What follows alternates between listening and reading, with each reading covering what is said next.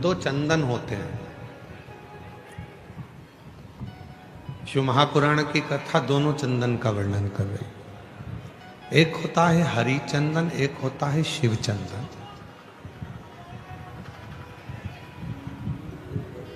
और दोनों चंदन बहुत कठिनता से नहीं बनते। पूर्ण समर्पण के साथ में ये दोनों चंदन का निर्माण होता है।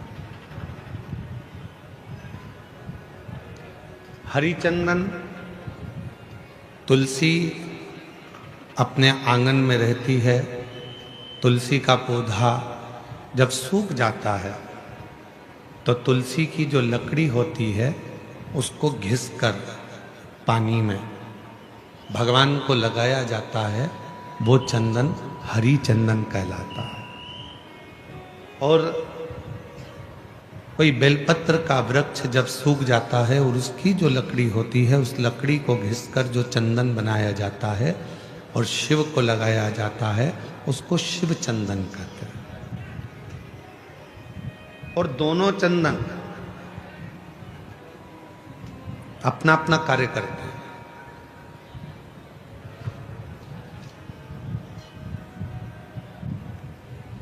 जैसे चंदन लगाते समय 3 उंगली का प्रयोग हम भगवान शिव पर करते हैं। आकार, ओमकार और मकार, ये 3 उंगलियों का प्रयोग हम शिव जी पे चंदन लगाते समय करते हैं।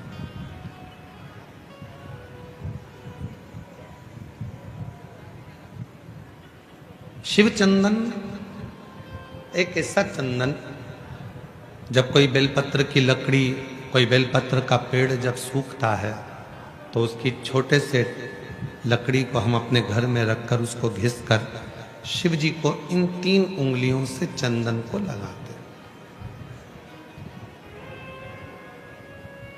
आकार, ओमकार और मकार, 3 पर इन 3 उंगली को जब हम लगाते हैं और 3 उंगली से जब हम त्रिपुंड बाबा का लगाते हैं तो उसमें जो नीचे की उंगली है मकार, जो नीचे की रेखा है मकार, हम जब चंदन लगा रहे हैं तो नीचे नीचे की जो रेखा है, एक कोई फोटो आया है जैसे ये 3 उंगली से ये चंदन लगा, आकार, ओमकार और ये मकार।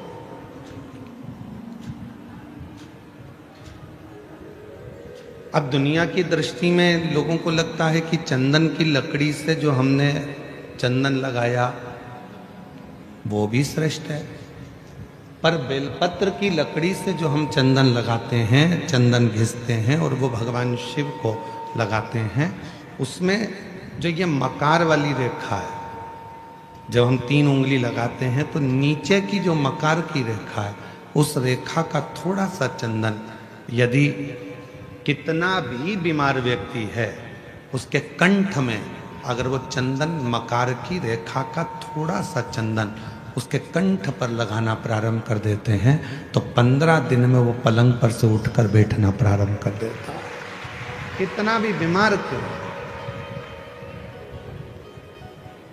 आकार, ओमकार और मकार, 3 रेखाएं हम चंदन की खींचते हैं। जैसे इसमें 3 रेखा खींची, 3 रेखा। एक हरी चंदन है जो तुलसी की लकड़ी को घिसकर, जब तुलसी सूख जाती है, तुलसी जब सूख जाती है तो उसकी लकड़ी को घिसकर तैयार करा जाता है, उसको हरी चंदन कहते हैं। और वो हरि चंदन भगवान नारायण को, शालिग्राम भगवान को, भगवान नारायण को, भगवान विष्णु को वो हरि चंदन लगाया।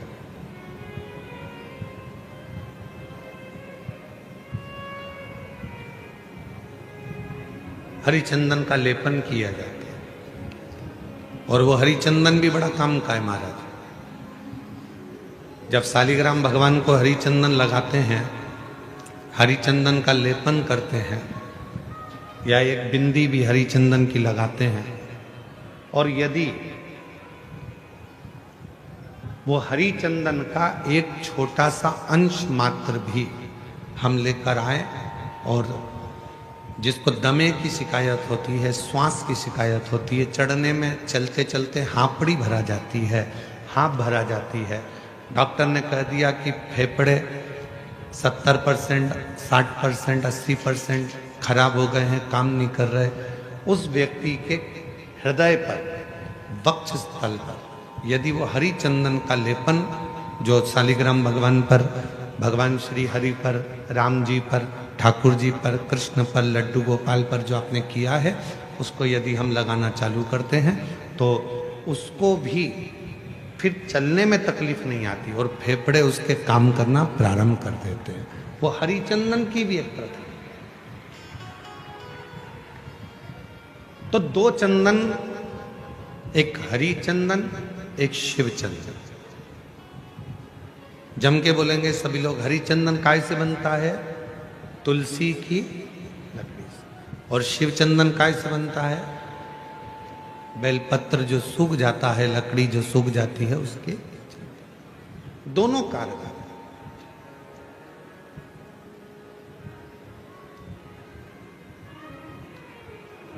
और तेरी पूजन को भगवान बना मन मंदिर,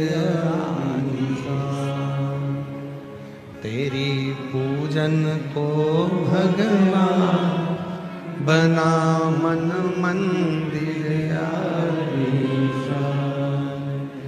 घिस घिस चंदन तुझे लगाऊं, नित नित तुझको रोज मनाऊं, घिस घिस चंदन तुझे लगाऊं।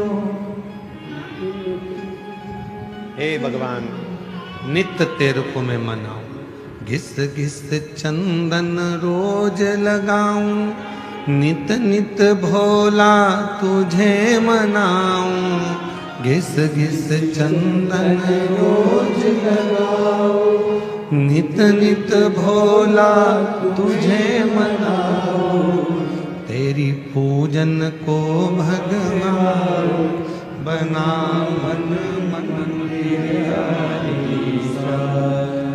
तेरी पूजन को भगवान बना मन मंदिर,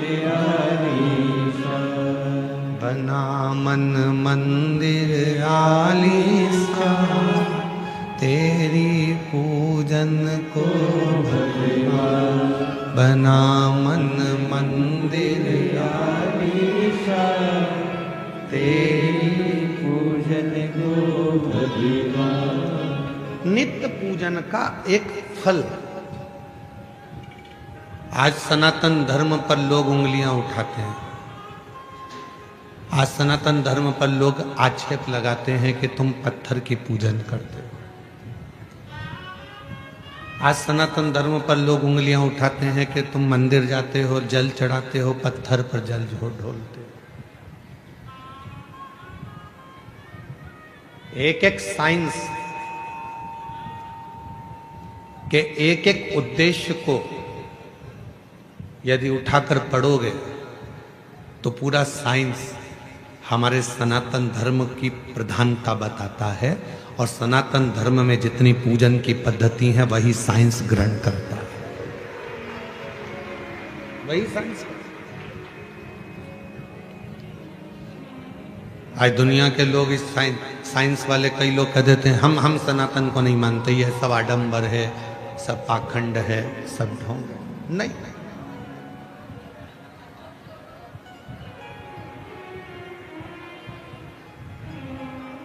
एक समय ऐसा भी आता है डॉक्टर पूरा इलाज करता है, सारी दवाइयां देता है, सब कुछ करता है, और आखिरी में डॉक्टर भी कह देता है कि मैं पूरी कोशिश कर रहा हूं, अब उसके हाथ में। मतलब डॉक्टर को भी मालूम है कि एक डॉक्टर और बैठा है, वो काल अधिपति महाकाल कहीं ना कहीं बैठकर इस कार्य को कर रहा है। एक और बैठा, कोई संभालने वाला एक और बैठा है।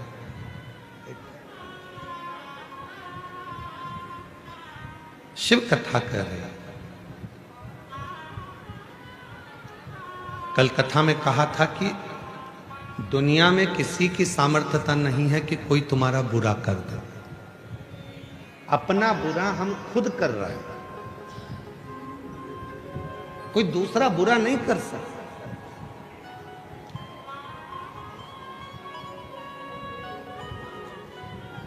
किसी की सामर्थ्यता नहीं हो सकती कि कोई तुम्हारा बुरा कर दे।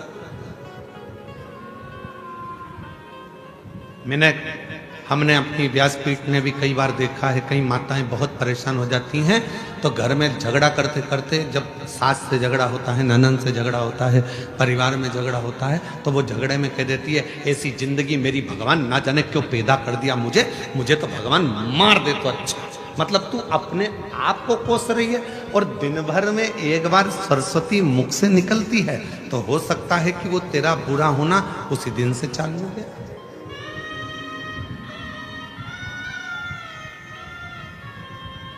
कई बार पुरुष, मेरे जीजा हुन भी जब परेशान हो जाते हैं तो कहते हैं भगवान ये शरीर तो भगवान तूने ऐसा दे दिया। कई माताएं दिन भर बैठी बैठी सोचती रहती हैं कहीं मुझे ये बीमारी तो नहीं हो गई, मेरे शरीर में गठान हो गई, कहीं मुझे ये वाली बीमारी तो नहीं हो गई, मेरे को भोजन नहीं पच रहा तो मुझे ये बीमारी तो नहीं हो गई, मेरी आंखें दुख रही हैं तो आंखों में ये बीमारी तो नहीं हो गई, मेरी कमर से चलते नहीं बन रहा तो मेरा कहीं गुरिया तो नहीं खसक गया, मेरा घुटने से चलते नहीं बन रहा, मेरा घुटना तो बेकार नहीं हो गया, कहीं घिस तो नहीं गया। प्रत्येक स्त्री पुरुष आज के समय में प्रत्येक व्यक्ति अपने लिए ही बुरा सोच रहा है। मेरे को ये तो नहीं हो गया, मुझे ऐसा तो नहीं हो गया, मुझे वैसा तो नहीं हो गया, और दिन भर वो जब अपने बारे में गलत गलत गलत गलत सोचता है तो उसको अपने आप शरीर में गलत होना प्रारंभ हो जाता है। और जिसने ये सोच लिया कि मुझे कुछ भी नहीं हुआ, फिर तो परमात्मा इसकी कृपा करता है कि कुछ हो भी रहा होता है तो परमात्मा उसको अच्छा करता है।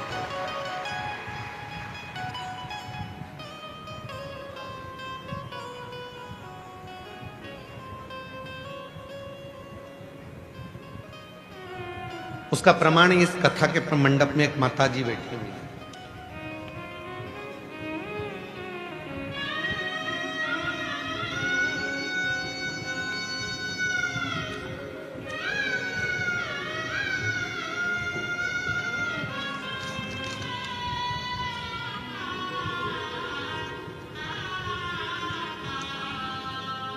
मेरा नाम शीतल राकेश जाधव है। मैं महाराष्ट्र के भुसावल खड़का की रहने वाली हूँ। मेरा मोबाइल नंबर ये है, कहीं बैठी हों तो हाथ हिला सकती हैं। मेरा नाम शीतल राकेश जाधव है। मैं महाराष्ट्र के भुसावल खड़का की रहने वाली हूँ। आप ही हैं?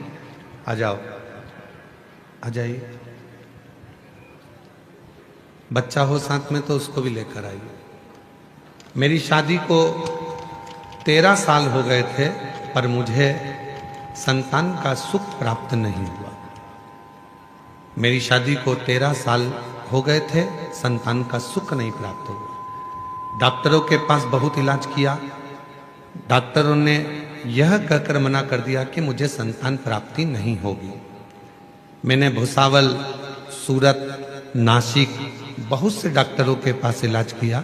उन्होंने कहा था कि मुझे IVF टेस्ट ट्यूब भी करना होगा।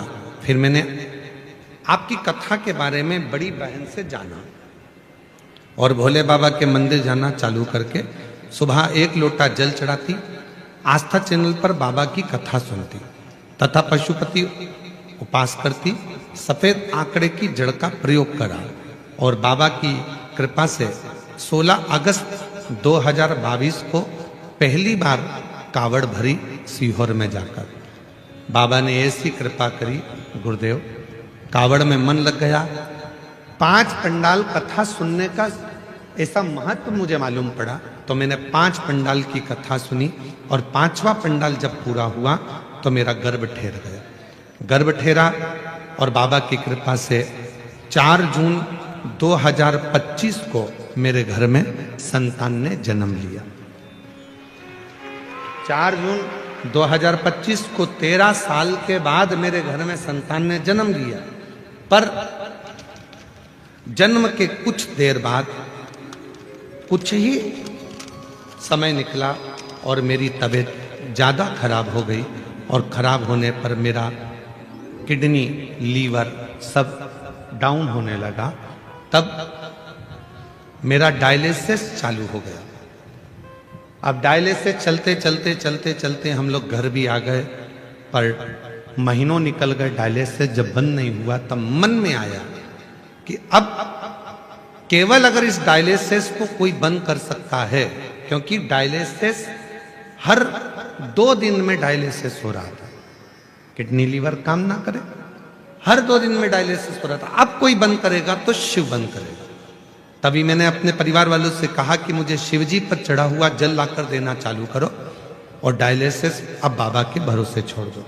बाबा की ऐसी कृपा हुई गुरुदेव, आज मैं बाबा को धन्यवाद देने करना चाहती हूँ। केवल 25 दिन तक लगातार शिवजी पे चढ़ा हुआ जल पीना प्रारंभ करा और बाबा की कृपा से मेरा आखिरी डायलिसिस 15 अगस्त को हुआ। उसके बाद मेरा डायलिसिस पूरा बंद हो गया। अब मैं पूर्ण तरह से स्वस्थ हूँ। अब मैं पूर्ण तरह से स्वस्थ हूँ। ये शिव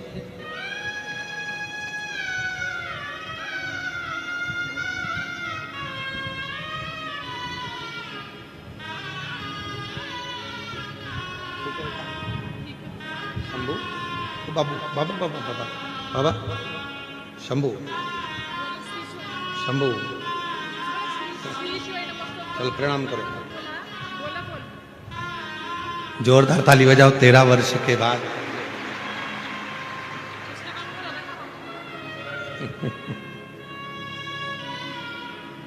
बच्चे का नाम भोला रखा है इन्होंने। एक बार जोरदार ताली बजाओ।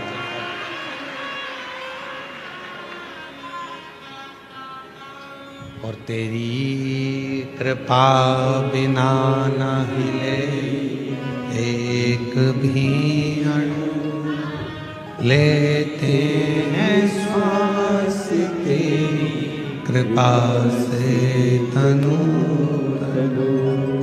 बखान क्या करूं मैं राखों के ढेर का, चपटी भभूत में खजाना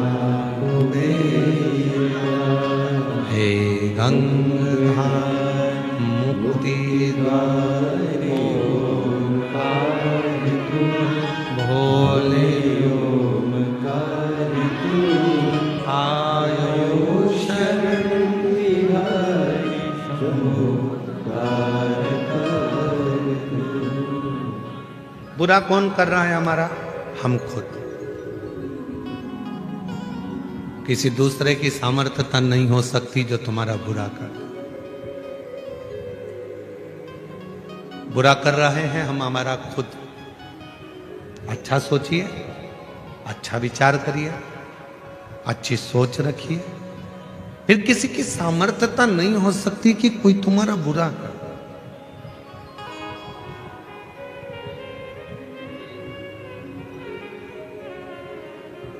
मुझे लग रहा है कि मेरा तबीयत में ऐसा होगा तो वो होगा, और तुमने सोच लिया कि मुझे कुछ नहीं होगा। आग लगे बस्ती में अपन रहो मस्ती में, क्या किसको रोइए चादर तान के सोइए। तो फिर कोई तुम्हारा बुरा नहीं कर सकता कोई।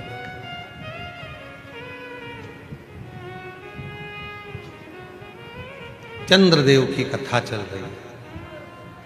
चंद्रशेखर चंद्रमौली शिव महापुराण की कथा चल रही। चंद्रदेव का बुरा लोग कर रहे हैं। दक्ष प्रजापति ने चंद्रदेव को श्राप दे दिया।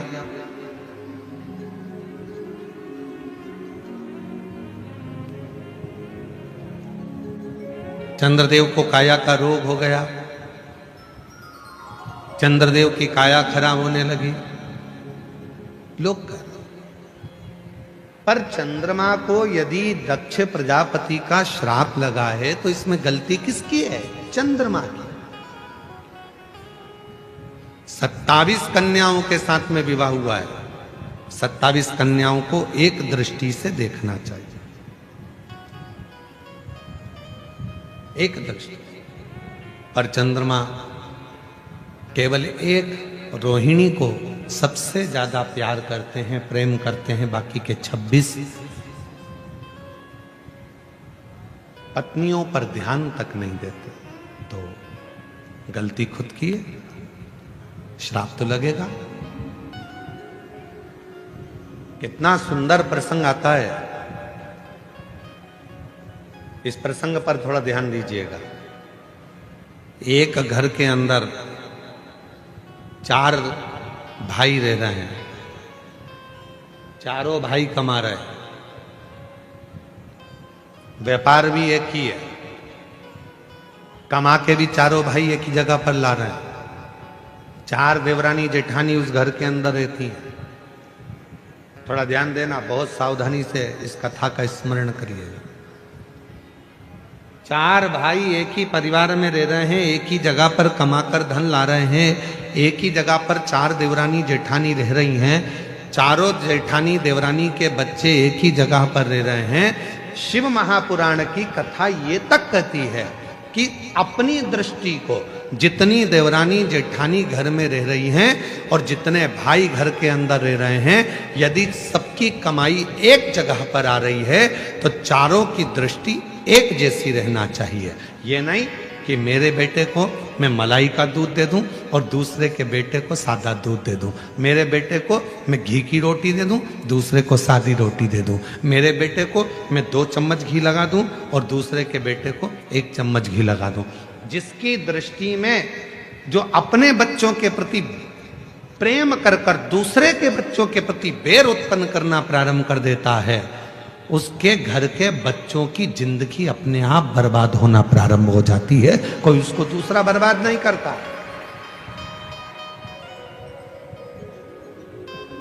अब ये बात हमने एक बार कथा में कही तो एक बहन जी ने लिखकर भेजा, तो क्या हम हमारे बच्चे के लिए अच्छा नहीं सोच सकते? सोचो, मना कौन कर रहा है? पर जब तुम एक जगह पर रह रहे हो तो सबके प्रति तुम सब बच्चे तुम्हारे, सब बच्चे। एक बार हमने कथा में कहा था, सबसे ज्यादा नरक में कौन जाता है?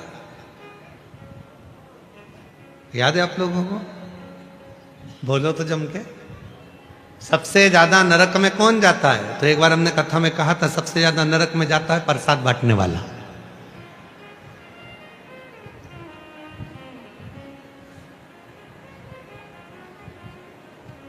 तो खूब इस पे लोगों ने हमको अपशब्द लिखकर भेजा कि बताओ, सीवर वाले महाराज ने कह दिया कि सबसे ज्यादा नरक में कौन जाता है, तो क्या प्रसाद बांटने वाला जाता है। प्रसाद बांटने वाला नरक में क्यों जाता है? तो कहा, प्रसाद बांटने वाला प्रसाद कभी भी बंटता है तो अच्छी जगह पर बंटता है, धर्म की जगह पर बंटता है। मंदिर, देवालय, शिवालय, कथा, भागवत, सत्संग, संकीर्तन, तीर्थ, प्रसाद अच्छी जगह पर बंटता है। प्रसाद कभी किटी पार्टी में नहीं बंटता, प्रसाद शादी के फंक्शन में नहीं बंटता, प्रसाद 25वीं शादी की सालगिरह में नहीं बंटता, प्रसाद सिल्वर जुबली गोल्डन जुबली पर नहीं बंटता, प्रसाद धर्म की जगह पर बंटता है। और जब धर्म की जगह पर कोई व्यक्ति प्रसाद बांटने खड़ा होता है, दूसरा आया तो हाथ ऐसा होता है, और खुद के घर का पहचान वाला आया तो हाथ ऐसा हो जाता है, वो व्यक्ति नरक चलेगा। पत्नी आई, हाथ बड़ा, बेटा आया, हाथ बड़ा, कोई दूसरा आया, हाथ छोटा, सबको ऐसे ऐसे ऐसे ऐसे दे रहे। तो जैसी पत्नी आके खड़ी हुई तो मुट्ठा भर के दे दिया, बेटा आया तो मुट्ठा भर कर दे दिया, कोई आया परिचित भाई आया, काका आया, काकी आई तो उन्होंने पस भर कर दे दिया। पर उसने ये नहीं सोचा कि हम धर्म की जगह पर खड़े होकर प्रसाद में भेदभाव कर रहे हैं। जब हम प्रसाद में भेदभाव कर रहे हैं तो वो परमात्मा की दृष्टि में रहेगा और हमको नरक भोगना पड़ेगा।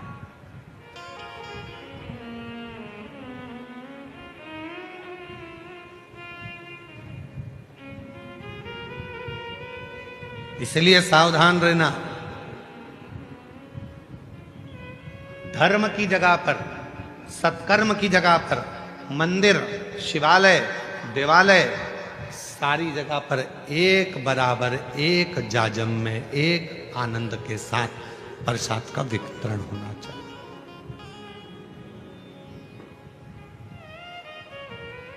एक जगह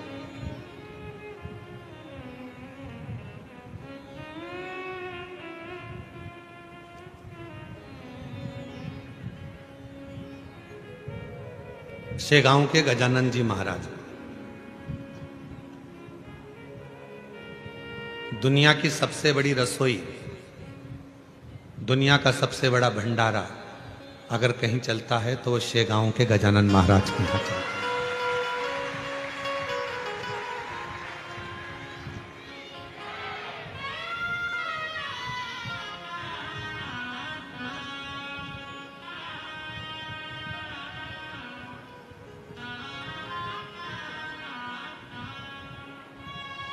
लगभग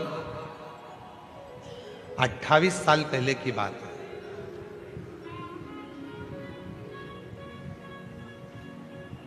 और 28 साल से हो सकता है कि 29 साल 28 साल पहले की बात हो। हम शेगांव गए, भंडारे में भोजन प्रसाद चल रहा था।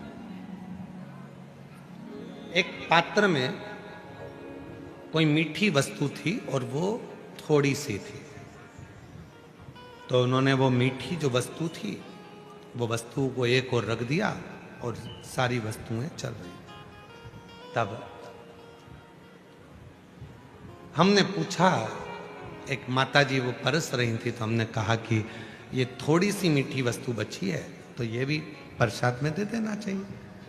तो उन्होंने कितनी सुंदर बात कही गजानन महाराज के दरबार में, जरा विचार करिए। उन्होंने कहा कि हम ये अगर ये थोड़ा सा सामान 2-4 लोगों को देंगे, 2-4 भक्तों को देंगे, और बाकी के भक्त यदि उस प्रसाद को नहीं ले पाएंगे और उन तक वो प्रसाद नहीं पहुंचेगा तो उसका दोष हमको लगेगा। इसलिए जब एक जाजम पर गरीब हो, अमीर हो, पैसे वाला हो, बड़ा हो, छोटा हो, जब एक जाजम पर बैठकर एक साथ भोजन कर रहे हैं तो उनकी भोजन की थाली में भी एक जैसा भोजन जाना चाहिए। वो गजानन महाराज का भंडार, एक जैसा भोजन, उसमें भेद नहीं होना चाहिए। कहां खड़े हो धर्म की जगह पर, कहां खड़े हो सत्कर्म की जगह पर, और वहां पर भी अगर हम भेद करें तो फिर परमात्मा हमको दंड तो देगा। इसीलिए पहले भी कहा, मत बुरे कर्म कर बंदे वरना पछताएगा, भगवान की आंखों से तू बच नहीं पाएगा, तू बच नहीं पाएगा।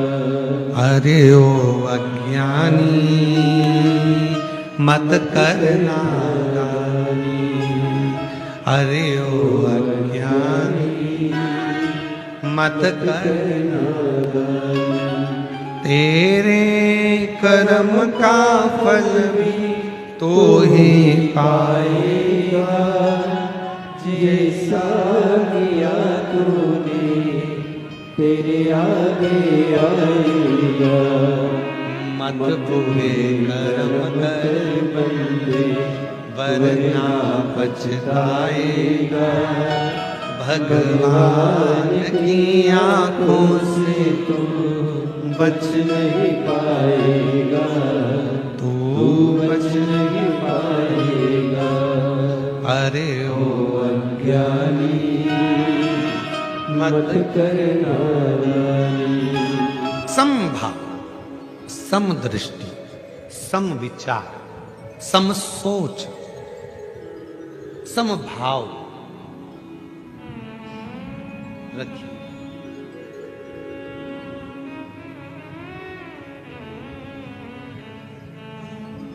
आज के जमाने में लोगों की सोच दो मुखी हो गई, अपने लिए अच्छा सोचना, दूसरे के लिए बुरा सोचना।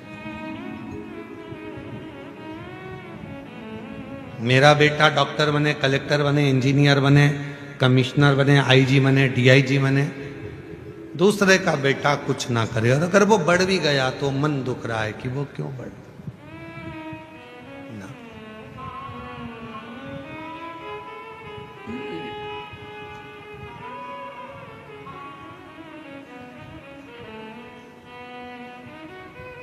कितना सुंदर संवाद है शिव महापुराण की कथा में। तुमरुका जी चंचूला देवी से कहते हैं, चंचूला,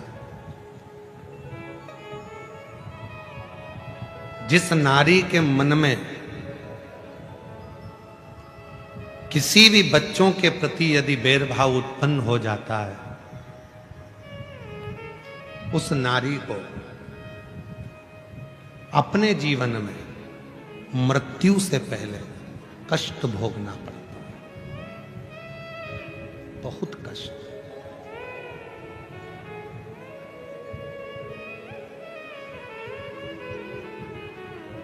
उठाओ पूरा रामचरितमानस का चरित्र। राम जी के जाने की कथा मिलती है रामचरितमानस में कि राम जी ने सरयू जी में समाधि।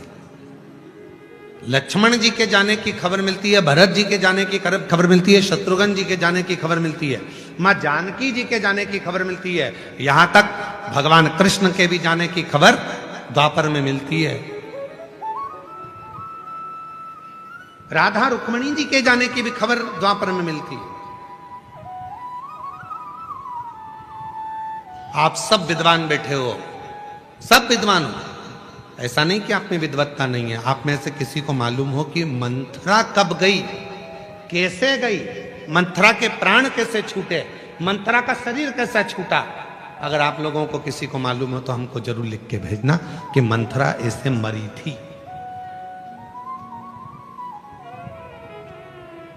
जिस समय पर भरत जी महाराज को मालूम पड़ा कि मंथरा ने भगवान राम जी को वन भेज दिया, क्रोध में आ गए भरत जी महाराज मंथरा के ऊपर, पर मंथरा को कुछ नहीं कहा। क्या क्यों? इस राम जी आए वनवास से वापिस, मंथरा सामने खड़ी थी और मंथरा ने हाथ जोड़कर राम जी से कहा था कि मुझे आप मृत्यु दंड दे दो, मैं मर। राम जी ने कहा, मां क्यों ऐसी बात करती हो कि मृत्यु दंड दे दो? तब लक्ष्मण जी ने कहा, भैया ये मंथरा जिसने तुम्हें 14 वर्ष के लिए माता केकई से कहकर वन पहुंचाया था, आप मंथरा को मृत्युदंड क्यों नहीं दे देते? ये कितने घर में जाएगी और कितने घर फोड़ेगी और कितने घरों में वनवास कराएगी। भगवान लक्ष्मण जी ने जब कहा, राम जी ने समझा कर कहा, लक्ष्मण कुछ मत बोल, सबको अपने कर्म का दंड भोगना पड़ता है। इस मंथरा को अगर मैं मृत्यु दंड दे भी दूंगा तो ये तुरंत मर जाएगी, पर इसके कर्म का भोग अभी इसको पृथ्वी पर रहकर भोगना पड़ेगा। जब मौत आएगी उससे पहले इसको भुगतना पड़ेगा। ये मृत्यु का कर्म है, मृत्यु का।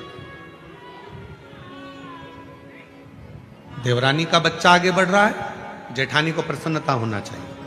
जेठानी का बच्चा आगे बढ़ रहा है, देवरानी को प्रसन्नता होना चाहिए। कोई अग्रण्य जा रहा है, प्रसन्नता रहो।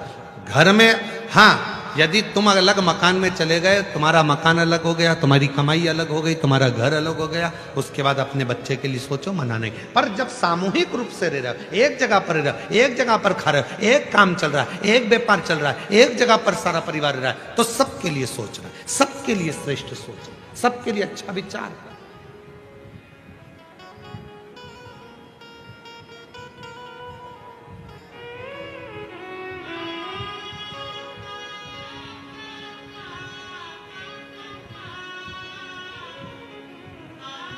सबके लिए एक स्नेह, सबके लिए एक प्रेम।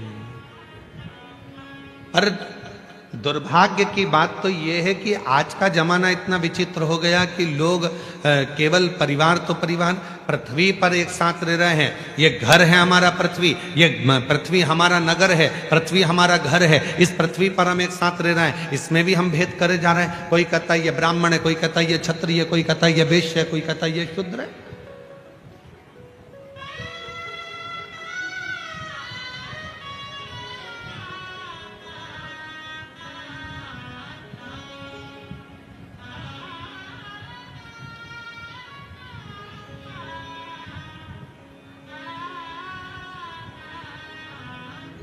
पर ऐसा कौन सा मनुष्य संसार में पैदा नहीं हुआ जिसको भगवान ने ब्राह्मण, क्षत्रिय, वैश्य, शूद्र बनाकर पैदा ही नहीं करा।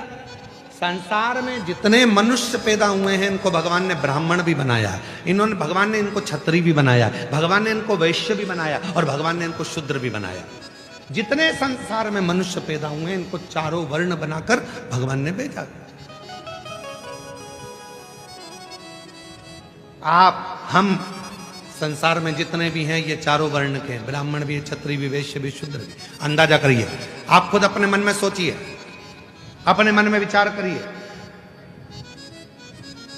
आप जितने बैठे हो अपने बच्चों को ज्ञान देते हो कि नहीं देते? जम के बोलो जरा। अपने बच्चों को समझाते हो कि नहीं समझाते? अपने परिवार को समझाते हो कि नहीं समझाते? जब कोई व्यक्ति परिवार को, कुटुंब को, नातों को, रिश्तों को, अपनों को समझाता है, ज्ञान देता है, तो वो ब्राह्मण की पदवी पर। फिर जब गुस्सा आता है, झगड़ा करने जाते हो, क्षत्रिय बन जाते हो। जब अपने घर का पालन करते हो, पोषण करते हो, कमाने जाते हो तो वैश्य बन जाते हो। और जब अपने ही शरीर को साफ करते हो, अपने ही शरीर को धोते हो तो शूद्र भी बन जाते हो। प्रत्येक मनुष्य संसार का ब्राह्मण भी है, क्षत्रिय भी है, वैश्य भी है, शूद्र भी है। प्रत्येक मनुष्य। अब उसमें भेद क्या करना, क्यों सोचना? आज जरा सा वोट बैंक एकत्रित करने के लिए थोड़ी सी राजनीति में अपना वोट बैंक बढ़ाने के चक्कर में लोग समाजों में, लोगों को जातियों में तोड़ रहे हैं। पर निवेदन है मेरी जीजियों, मेरे जीजाओं, टूटना नहीं। एक लोटा जल देव अधिदेव महादेव को चढ़ाते रहना और बाबा के बने रहना, शिव के बने रहना। हमें टूटना नहीं, हमें जुड़ना।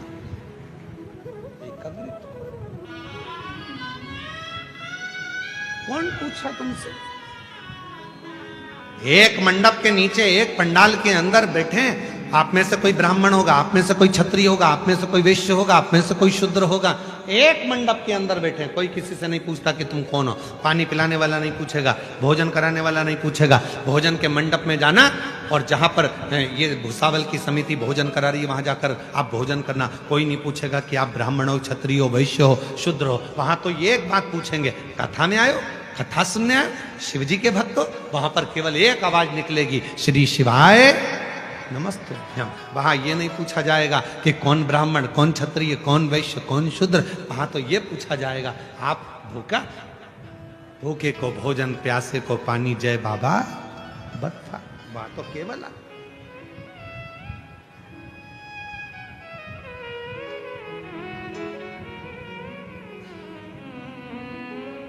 बांटा जा रहा है। आज समाजों को तोड़ा जा रहा है, जातियों में विभाजित किया जा रहा है।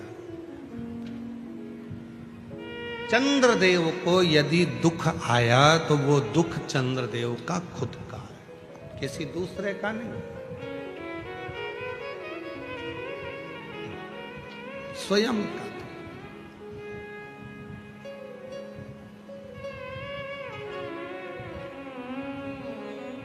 अब देखिए चंद्रदेव ने दुख कैसे प्राप्त करा, जरा ध्यान देना इस कथा पर। चंद्रशेखर चंद्रमौली शिव पुराण भूसावल में चल रही है, ध्यान दीजिए। दुख कैसे प्राप्त करा चंद्रदेव ने? देवताओं की सभा लगी थी,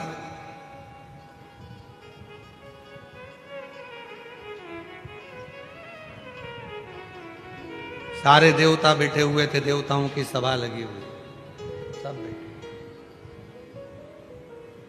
चंद्रदेव का आना हुआ।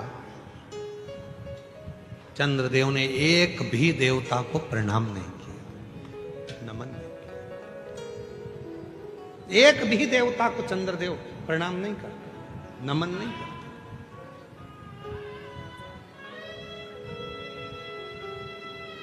चंद्रदेव को भगवान विष्णु को प्रणाम करना था, ब्रह्मा जी को प्रणाम करना था, इंद्र को प्रणाम करना था, पर चंद्रदेव एक भी देव। और तो और थोड़ी देर बाद देवाधिदेव महादेव आकर बैठे तो चंद्रदेव, सारे देवता उठकर खड़े हो गए। भगवान विष्णु भी महादेव आए तो उठकर खड़े हो गए, भगवान ब्रह्मा भी उठकर खड़े हो गए,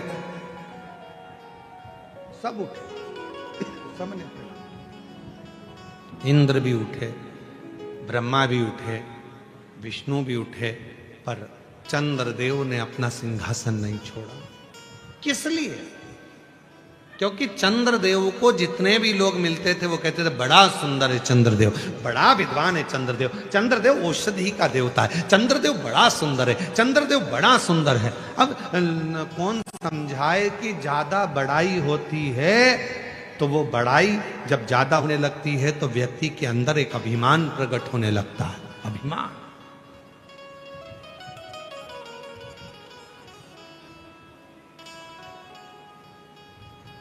इसीलिए हम आपसे भी कहते हैं पशुपति व्रत करो, 4 बार कर लिए, 3 बार कर लिए, 5 बार कर लिए, 10 बार कर लिए, तो भी किसी से मत कहना कि मैंने इतने व्रत करे। मेरे बराबर कोई नवरात्रे का व्रत नहीं रखता। मैं नवरात्रे में व्रत रखती हूँ, देवी जी का व्रत रखती हूँ, एक लौंग खाकर व्रत रखती हूँ, एक जरा सा पानी पीकर व्रत रखता हूं। मैं भगवान का व्रत ऐसे करती हूँ, मैं एकादशी का व्रत ऐसे करती हूँ, मैं प्रदोष का व्रत ऐसे करती हूँ, मैं पंडरीनाथ का व्रत ऐसे करती हूँ, मैं पशुपति व्रत ऐसे करती हूँ, मैं 16 सोमवार का व्रत ऐसे करती हूँ। मैंने 5 बार 16 सोमवार करे, मैंने 10 बार ये वाला व्रत करा। कभी मुख से मत कहो, इससे तुम्हारे भीतर अभिमान आएगा। अभिमान आएगा तो मेरा भोलेनाथ तुमसे दूर हो जाएगा, क्योंकि शिव को अभिमान पसंद नहीं है, शंकर को अभिमान प्रिय नहीं। कभी मत कहो कि मैंने इतना व्रत करा, मैंने इतनी साधना करी, मैंने इतना तप करा, मैंने इतना यज्ञ करा, मैंने इतना अनुष्ठान करा, कभी नहीं।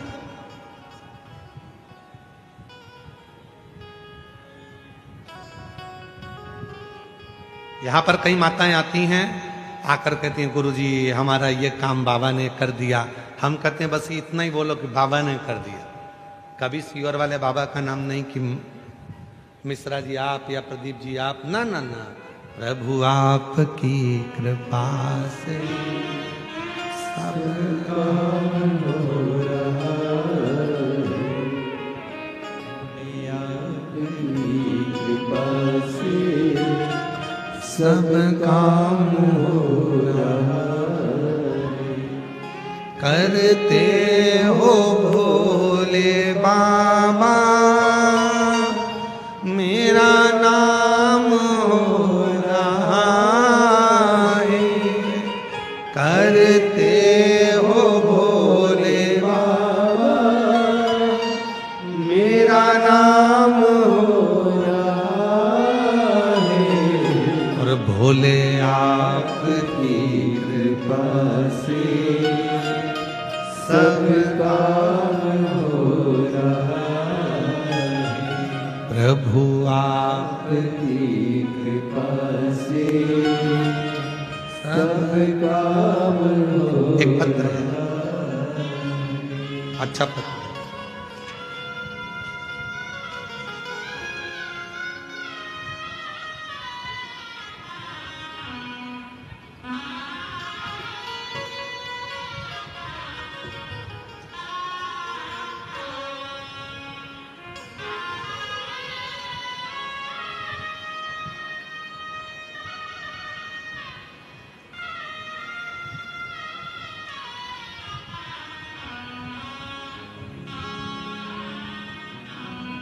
पत्र देखिए।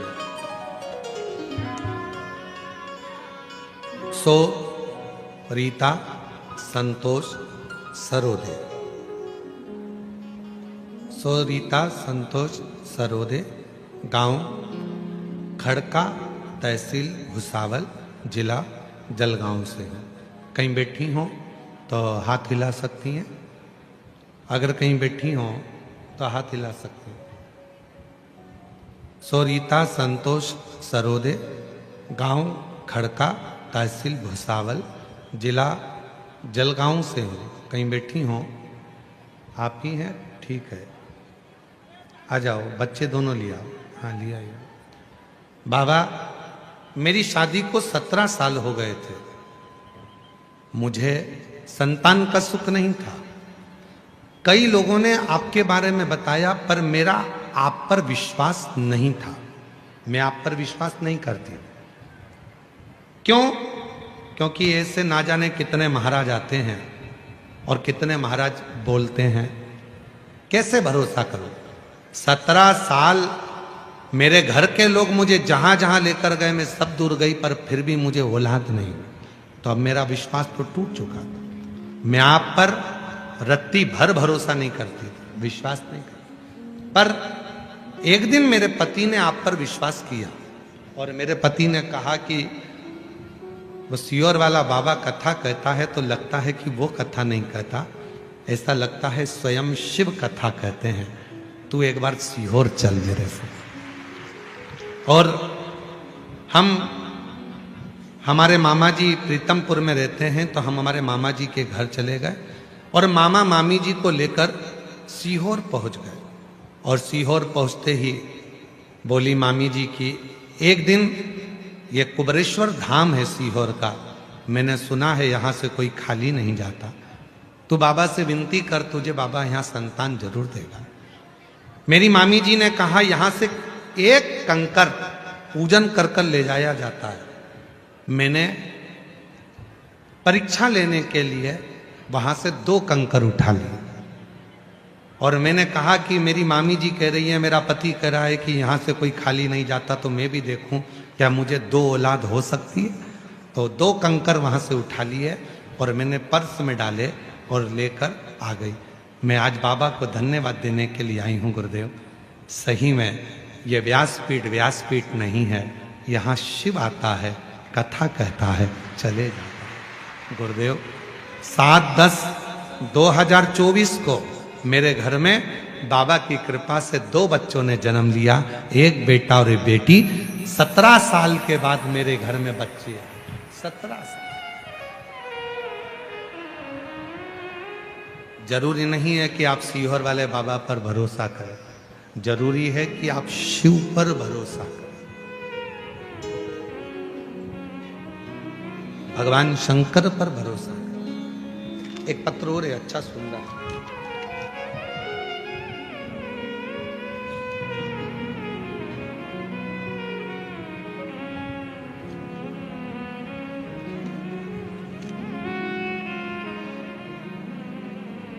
पहले फोटो देखो उस व्यक्ति का जिसको डॉक्टर ने हाथ उठा दिए और जवाब दे दिया कि ये नहीं बचेगा। भोजन कर रहा था घर में बैठकर, रोटी का निवाला मुख में रह गया और चक्कर खाकर नीचे गिर गया और हॉस्पिटल में लेकर गए तो बेल्टी पर पटक दिया। शरीर पूरा बेकार हो गया। डॉक्टर ने जवाब दे दिया ये नहीं रहेगा, थोड़ी सांस चल रही है, तब तक ठीक है, तब तक ठीक है। पत्र देखिए, मेरा नाम सो निर्मला समाधान ठाकुर, रहने वाली भुसावल महाराष्ट्र से हूँ। कहीं बैठी हो? मेरा नाम सो निर्मला समाधान ठाकुर भुसावल की हैं। कहीं बैठी हो तो हाथ हिला सकती हैं। और अगर पति साथ में आया हो, जिनका फोटो लगाया है, अगर वो साथ में आए हो तो उनको भी ला सकते हैं। हमारे भोले बाबा ने हमारे परिवार पर शंकर की ऐसी कृपा हुई कि सन 2024 में महीना जनवरी में मेरे पति की अचानक ऐसी तबीयत बिगड़ी, वो खाना खाते समय उनका निवाला मुंह में रह गया और वो बेहोश हो गए। मुंबई के नामांकित अस्पताल वालों ने भी उन्हें दाखिला करने से मना कर दिया। जैसे तैसे एक अस्पताल में दाखिल किया। चेकअप के बाद डॉक्टर ने बताया कि पेशेंट के फेफड़े 80% डैमेज हो गए हैं और सारा शरीर, चाहे वो किडनी से जुड़ा हो, लीवर से जुड़ा हो, सब बेकार हो चुका है। शरीर काम नहीं कर रहा है। बाबा सब रोने लगे, आप उपचार करिए। 8 दिनों तक इलाज चलता रहा पर इलाज काम नहीं करा, क्योंकि डॉक्टर ने कह दिया था कुछ भी शरीर में। 3 बजे अस्पताल में से फोन आ गया कि आपका पेशेंट की तबीयत और ज्यादा सीरियस हो गई है, सभी प्रकार की कोशिश हो चुकी है, अब आप उन्हें घर लेकर चले जाओ। सारी कोशिश पूरी हो चुकी है, घर लेकर जाओ। तब मैं और मेरा बेटा बेटी अस्पताल के लिए निकल जाते हैं। समय बाबा से प्रार्थना की और मंदिर में जाकर शिव जी को जल चढ़ाकर उसी जल को रुमाल में गीला कर कर हॉस्पिटल में पहुंच गए। शरीर को लेने के लिए हॉस्पिटल से गए थे कि बॉडी लेकर आना है, और वही शरीर के ऊपर गीला रुमाल रोते रोते डॉक्टर जब इधर उधर हुए तो उस रुमाल को शरीर पर लगा दिया। लगाते से ही श्वास आना प्रारंभ हुई। आईसीयू में ले जाकर दाखिल करा, शरीर ने काम करना प्रारंभ करा, और बाबा की कृपा से आज मेरे पति पूर्ण तरह से स्वस्थ हो गए, जिनका दूसरा फोटो मैं पीछे लगा रही हूं। ये दूसरा फोटो, जिनका दूसरा फोटो मैं पीछे लगा रही हूं, अब पूर्ण तरह से स्वस्थ होकर वापस घर पर आ। दूसरा कहीं बैठे हो तो आ सकते हैं, आ जाओ।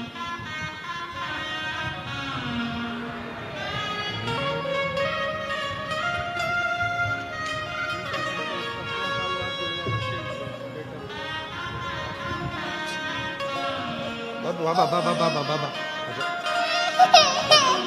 आजा शंभो। 17 साल के बाद में एक बार जोरदार ताली बजाएं। शंभो।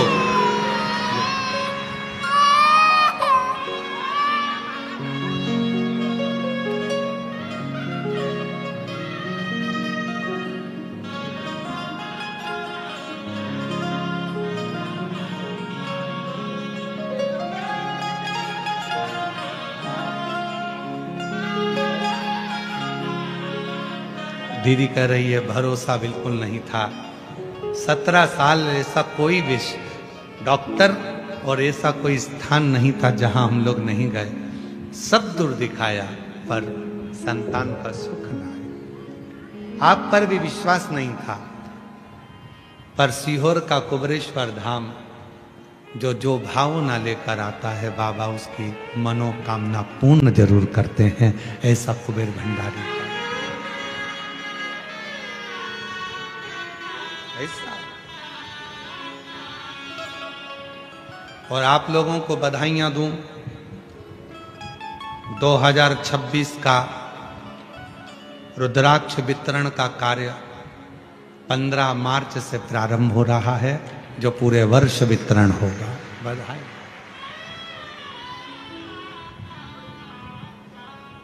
जिस रुद्राक्ष का दुनिया के लोगों को इंतजार रहता है वो 15 मार्च से चालू हो जाएगा, और 15 मार्च 2026 से चालू होकर फिर अगले साल तक रोज प्रतिदिन सुबह 10 बजे से शाम को 5 बजे तक कुबेर भंडारी की भूमि पर जाओ।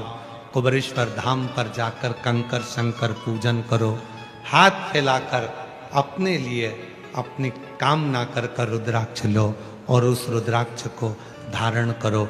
पानी में गलाकर तांबे के कलश में रात भर रखकर सुबह शिव जी को चढ़ाकर उसका आचमन करो, तुम्हारे शरीर के लिए भी श्रेष्ठ हो। अपने गले में कुबेरेश्वर धाम का एक रुद्राक्ष जरूर धारण करो। जरूर। कौन कौन पहना है रुद्राक्ष? हाथ उठाओ जरा। सभी पहने? अरे वाह, रखो रखो, शिव कृपा। पहनना चाहिए।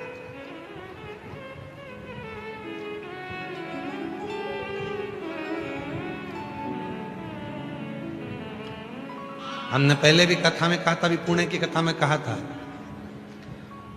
सुंदर होगे तो आप पर लुच्चे की नजर होगी, गले में सोने की चेन होगी तो चोर की नजर होगी, और गले में रुद्राक्ष होगा तो शिव की नजर होगी।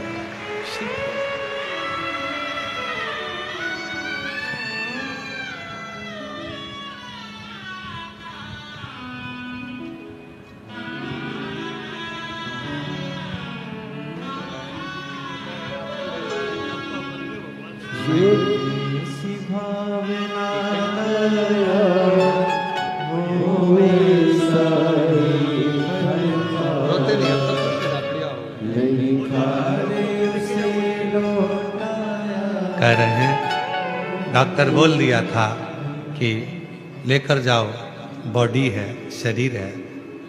हिम्मत नहीं हारी इस बहन ने, गई है मंदिर में, रुमाल को गीला कर लिया शिव जी के जल में।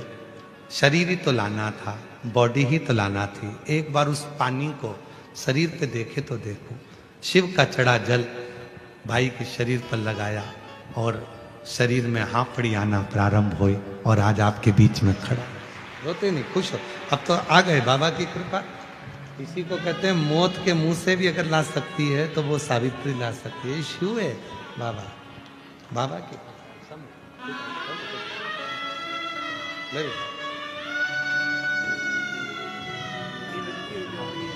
बधाई बेटा, आपने अपने पापा के लिए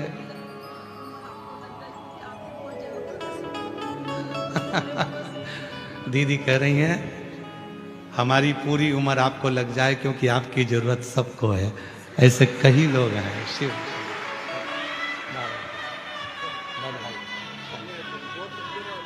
आपने लिया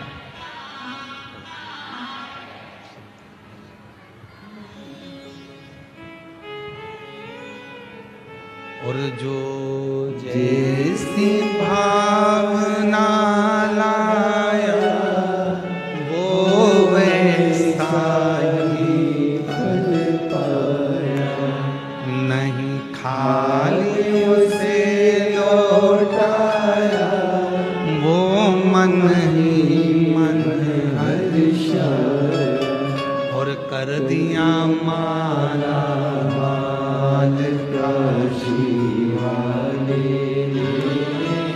लुटा दिया भंडार काशी वाले।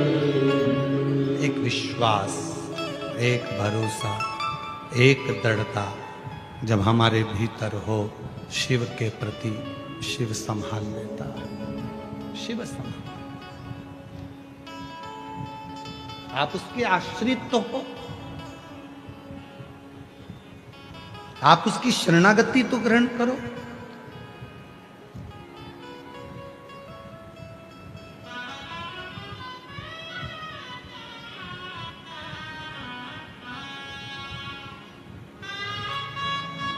और जिस दिन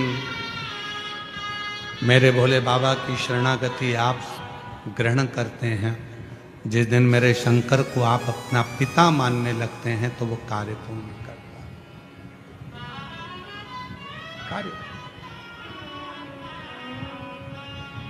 क्यों आए हो? इतनी चिलचिलाती हुई धूप है, गर्मी है, बहुत तेज गर्मी पड़ रही है, बहुत धूप है, बहुत गर्मी। और पंडालों में जगह नहीं है, सारे पंडाल फुल पड़े हुए। इतनी गर्मी आप सह रहे हो, इतनी गर्मी में बैठकर आप कथा सुन रहे हो, इतनी गर्मी में पैदल चलकर यहां तक पहुंचे हो। सीहोर वाले महाराज के लिए नहीं आए, आप उस देव अधिदेव महादेव के लिए आए हो, शिव के लिए। और जब आप उस महादेव के लिए यहां तक पहुंचे हो तो एक दिन आपका दुख दूर करने के लिए वो महादेव भी आपके दरवाजे तक जरूर पहुंचे। और जब आपके भीतर समर्पण का भाव हो तो शिव क्यों ना स्वीकार, शिव क्यों ना स्वीकार।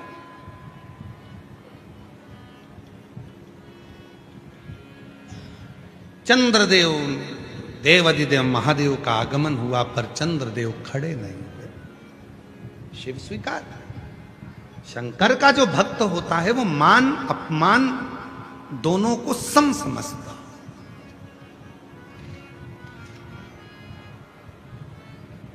शिव का अगर सच्चा भक्त है तो वो मान और अपमान दोनों को समझेगा, दोनों को समझेगा। कई माताएं कहती हैं हमारे रिश्तेदार के यहाँ गए थे, उन्होंने हमारा आदर नहीं करा, सम्मान नहीं करा। नहीं करा। तुम शंकर जी की भक्त होना, शिव जी को एक लोटा जल चढ़ाती होना, तो क्या सोचना शंकर भगवान का इतना अपमान हुआ तो शिव जी ने क्या स्वीकारा? मान अपमान दोनों सम लेकर चलता है, वही जिंदगी में बहुत आगे बढ़ता है। वही भगवान शंकर को देवों के भी देव महादेव कहते हैं, सारे देवताओं को देवता कहते हैं, पर भगवान शंकर को देव अधिदेव महादेव महादेव कहते हैं। महादेव उसी तरह जैसे श्रीमद् भागवत, विष्णु पुराण, भविष्य पुराण, अग्नि पुराण, नर्मदा पुराण, कूर्म पुराण, लिंग पुराण, ये सारी पुराणों की गिनती में आती है, पर केवल एक पुराण ऐसी है जिसको महासंबोधन से संबोधित किया गया, वो शिव महापुराण है। शिव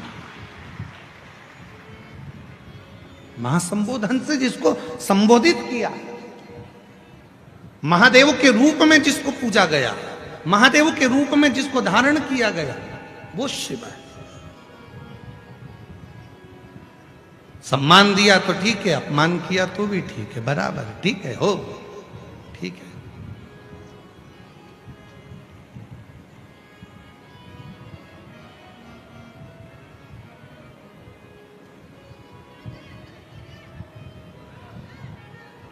वो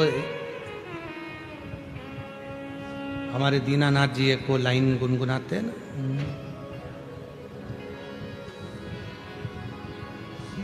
जो शिव नाम होठों पे चढ़ गया, सवर गया, तो समझो ये जीवन सवर गयो रे। भगवान शंकर का नाम जब जिह्वा पर आए, होठों पर आए, मुख पर आए, समझ लेना मेरे शंकर भगवान आपका कल्याण करना प्रारंभ करना चाहते हैं, इसलिए आपके मुख पर शिव नाम। और आज एक बात और कहना चाहते हैं, इस भुसावल की भूमि पर आप लोग उसको स्वीकार करना, इस बात को। जितने आस्था चैनल पर कथा सुन रहे हैं, जितने फेसबुक यूट्यूब पर कथा सुन रहे हैं, जितने भुसावल की पवित्र धरा पर कथा सुन रहे हैं, माँ ताप्ती के तट पर बैठकर जो ये पवित्र शिव महापुराण की कथा को श्रवण कर रहे हैं, अपने भीतर उतार कर रखना, तुम्हारी कोई सहेली, तुम्हारी कोई बहन, तुम्हारा कोई रिश्तेदार, तुम्हारे कोई अपने जब तुम्हें शंकर जी के मंदिर में जाने की प्रेरणा दें और तुमसे कहें कि शंकर के मंदिर में जाकर एक लोटा जल चढ़ाया करो, तुम्हारा कोई रिश्तेदार, तुम्हारा कोई दोस्त, तुम्हारी कोई सहेली जब तुम्हें शंकर के मंदिर तक ले जाए, शिव के मंदिर भेजना प्रारंभ कर दे, तो समझ लेना वो दोस्त नहीं, स्वयं शिव आया है, वो रिश्तेदार नहीं, स्वयं शंकर आया है, और वो तुम्हारा हाथ पकड़कर तुम्हारे दुख को समाप्त करना चाहता है, इसलिए तुम्हें शिव तक लेकर जा रहा है, शंकर तक।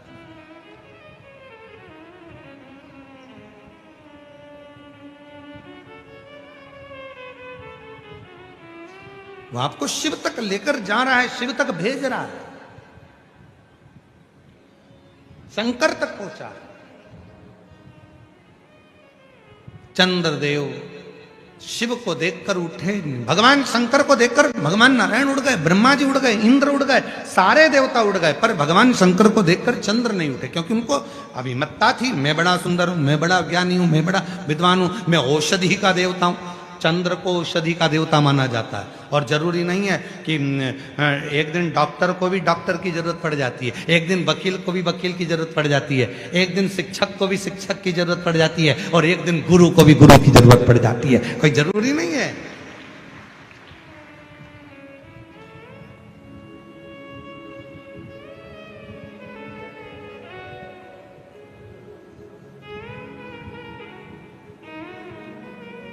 चंद्रदेव औषधि के देवता हैं, और जब बीमार पड़े, दक्ष प्रजापति ने श्राप दिया, पूरा शरीर गलने लगा, तो उनकी औषधि काम क्यों नहीं हुई?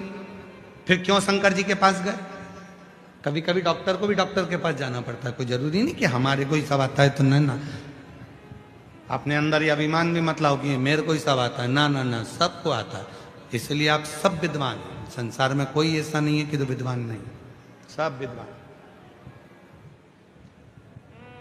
तुम्हारी धर्म पत्नी को सब्जी अच्छी बनाना आती है तो तुम्हारी मम्मी को दाल अच्छी बनाना आती है।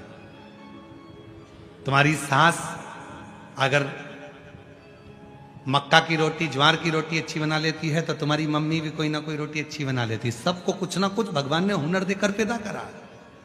ऐसा कोई नहीं है जिसको हुनर देकर पैदा नहीं करा। आप अपने आप में ये ना सोचेंगे मुझे सब कुछ आता है, ना ना ना, सब कुछ ना। ये तो उसकी कृपा है।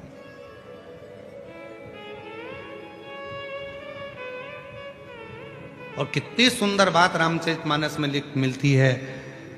कहा, हनुमान जी तुम्हारे पास में वो बल है कि पूरी सेना को तुम समुद्र के उस पार ले जा सकते हो, पूरी सेना। हनुमान जी ने मन में सोचा कि ये सब मुझे ही महान बना रहे हैं, हनुमान हनुमान हनुमान हनुमान। हनुमान जी ने सोचा कि केवल मुझे महान मत बनाओ, जो राम जी के काज में आ गया वो सब महान है। तो हनुमान जी ने कहा कि केवल मैं ही नहीं कि मैं तुम सबको सेना को उस पार ले जाऊं, हमारी सेना में नल नील ऐसे हैं जो राम नाम लिखे पत्थर भी अगर हाथ लगाकर फेंक देते हैं तो वो पत्थर भी तैर जाते हैं। हनुमान जी ने उनको भी महत्व बता दिया, उनको भी महत्व। और कितने विद्वान थे हनुमान जी महाराज, जरा विचार करिएगा। हनुमान जी की विद्वत्ता पर थोड़ा ध्यान दीजिएगा कि हनुमान जी महाराज कितने विद्वान थे।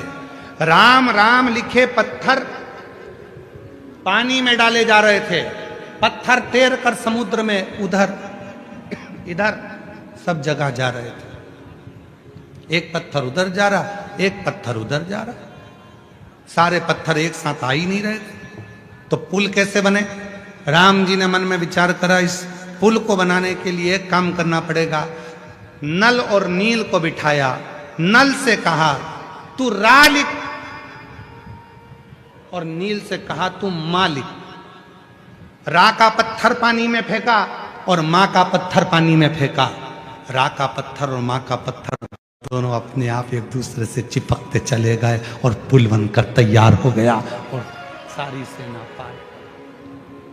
अगर केवल राम लिख देते तो पत्थर इधर जाता उधर जाता उधर जाता उधर जाता, पर इन्होंने विद्वत्ता धारण करी, एक में रा लिखा एक में मां लिखा, दोनों को जुड़ गए, अपने आप जुड़ते जा रहे थे। राम राम राम राम फिक्स होते चले जा रहे थे, फिक्स, इधर रा इधर मां, फिक्स रा मां, फिक्स रा मां, फिक्स, दोनों इकट्ठे होते गए, पुल बनकर तैयार हो गया। पहले राम राम लिखकर छोड़ रहे थे तो एक उधर जा रहा था एक उधर जा रहा था, पकड़ के लाओ जब तक पुल बनेगा। तो उन्होंने विचार करा हनुमान जी ने, एक में लिखो रा, दूसरे में लिखो मां, अपने आप चिपक जाएंगे, राम हो जाए,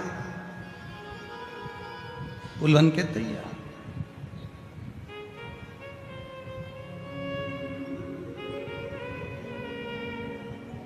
तो ये ना चंद्रदेव के भीतर होता है, कभी कभी ऐसा मन में भाव हो जाता है कि मैं ही श्रेष्ठ हूं। ना ना, प्रभु आपकी कृपा से सब काम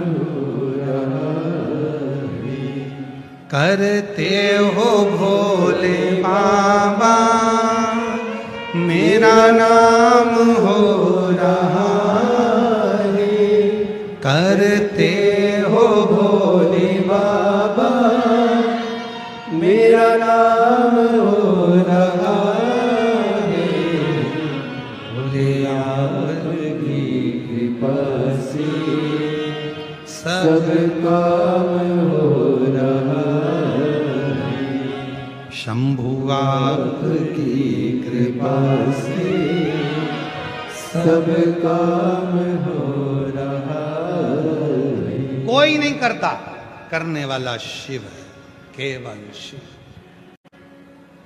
कौन करे?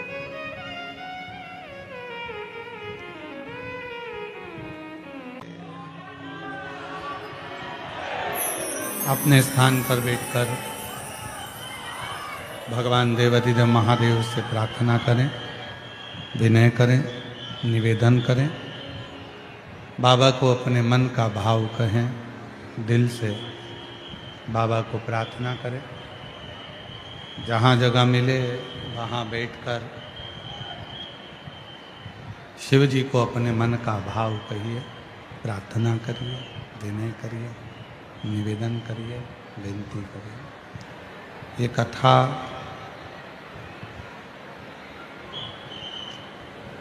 दस मार्च से 16 मार्च तक भूसावल के यावल में चल रही है।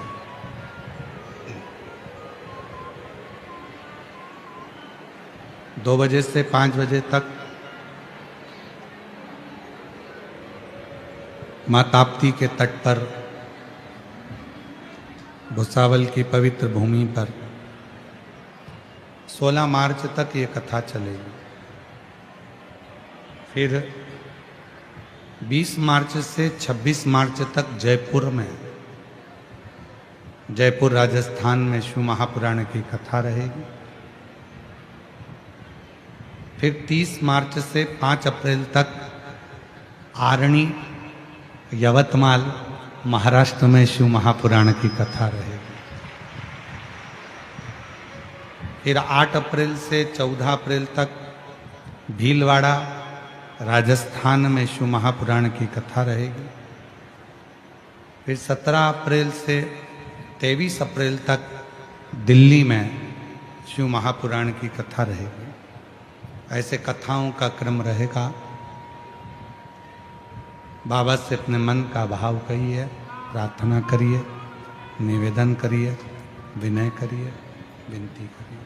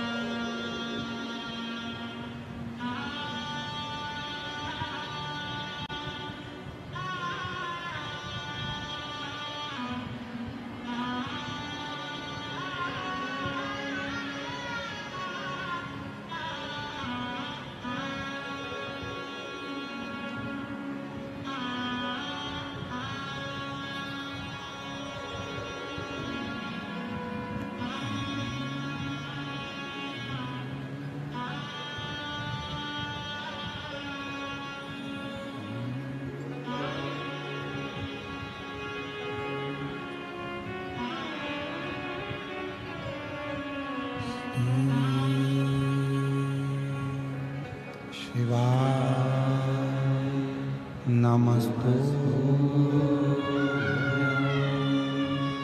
श्री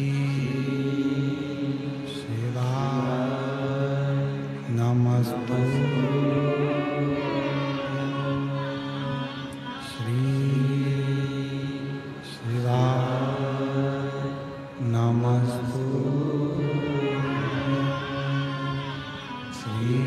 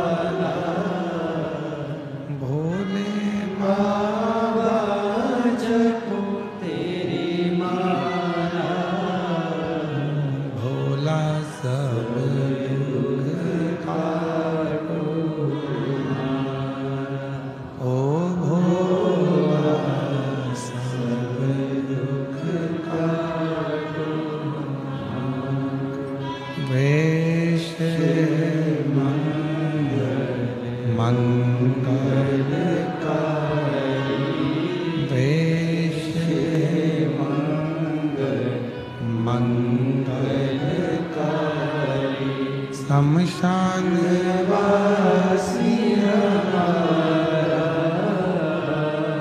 शमशान वासी हमारा, ओ भोला सब दुख काटो हमारा, ओ भोला सब दुख काटो हमारा।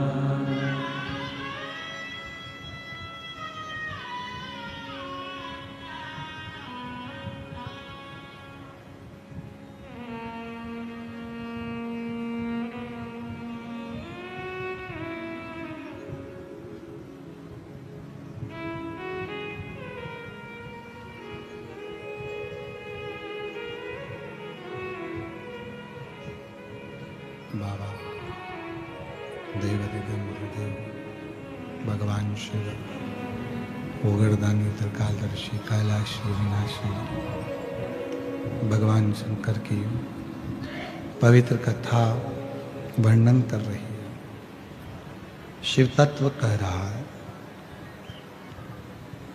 भगवान शंकर की पवित्र कथा कह रहे हैं। हमारे बीच में भोपाल से महामंडलेश्वर स्वामी जी पधारे हैं। मैं उनको आमंत्रित करूं व्यासपीठ पर पधारें। एक बार जोरदार ताली बजाकर उनका स्वागत वंदन अभिनंदन। बड़े सरल रसिक शिव भक्त भगवान देवाधिदेव महादेव के परम उपासक हैं। शिव भक्ति भगवान शंकर की अविरल भक्ति भगवान देवाधिदेव महादेव का स्मरण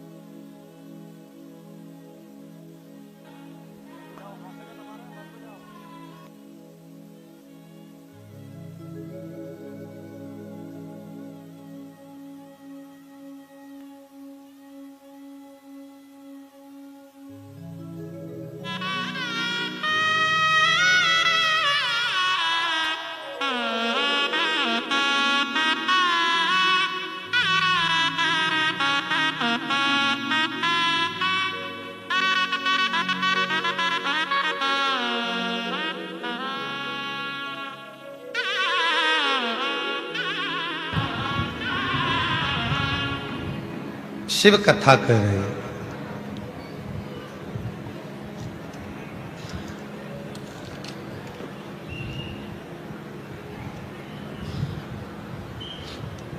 हमारे बीच में महामंडलेश्वर परम पूज्य अनिलानंद जी महाराज भोपाल अध्यक्ष संत महोदय, महामंडलेश्वर परम पूज्य पवनदास जी महाराज खंडेरावाड़ी भोजपुर से यहाँ पधारे हैं। एक बार जोरदार ताली बजाकर तीनों के लिए साधु का।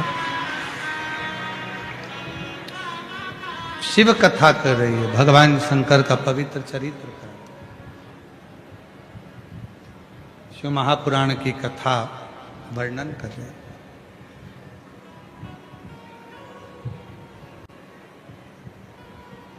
शिव जी के आने पर भी चंद्रदेव प्रणाम नहीं करे, नमन नहीं। शिव जी को उसका कोई दिक्कत नहीं है।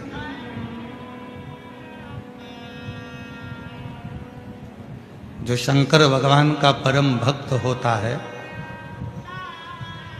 जो शिव का परम भक्त होता है, वो मान अपमान दोनों को सम रखता है।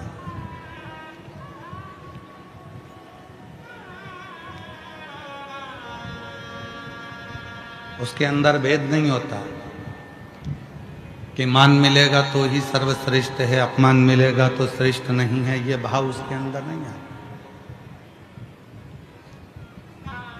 शिव जी ने कुछ नहीं कहा। सभा पूरी हो गई, सब चले गए, पर व्यक्ति का जो किया गया कर्म है वो उसका पीछा नहीं छोड़ता, वो उसके सामने आ ही जाता। फिर निवेदन करें कि मत बुरे कर्म कर बंदे वरना पछताएगा, भगवान की आंखों से तू बच नहीं पाएगा, तो बच नहीं पाएगा। कर्म हमारा पीछा कभी नहीं छोड़ते। हम जैसा कर्म करेंगे उसके अनुसार हमें फल तो मिलना ही है, भोगना ही पड़ेगा। इसलिए चंद्रदेव को भी भोगना ही पड़ा। खुद औषधि निर्मित करते हैं चंद्रदेव। स्वयं औषधि बना देते हैं चंद्रदेव, अमृतता प्रदान कर देते हैं चंद्रदेव। पर उन्हीं चंद्रदेव को जब रोग लगा, उन्हीं चंद्रदेव की जब काया खराब हुई, ना उनकी जितनी धर्म पत्नियां थी वो नजदीक आई, ना जितने परिवार वाले थे वो करीब में आए। और शिव पुराण भी यही कहती है कि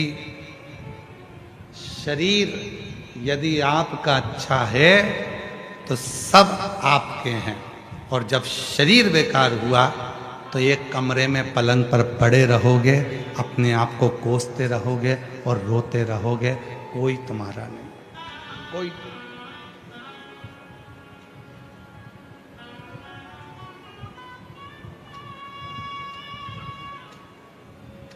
हरिद्वार कौन कौन गया है? हाथ उठाओ जरा, सब उठाओ हाथ जो हरिद्वार गए। हम भी गए, ठीक है।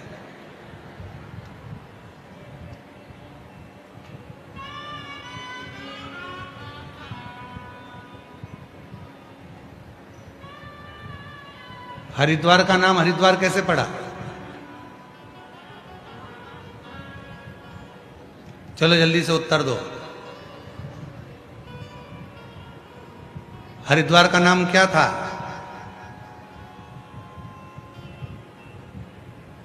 सप्तपुरियों में एक पुरी थी मायापुरी, वो हरिद्वार।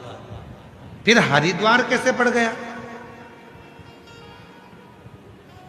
शिव जी के एक भक्त के कारणवश उसका नाम मायापुरी से हरिद्वार हो गया। और वो थे अवंतिकापुरी उज्जैनी में रहने वाले राजा भर्तरी, गुरु गोरखनाथ जी के शिष्य।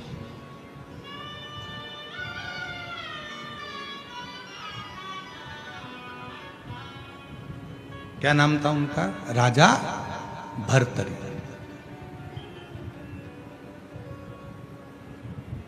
वो मायापुरी का नाम हटकर हरिद्वार कर दिया, वो भर्तरी के नाम से।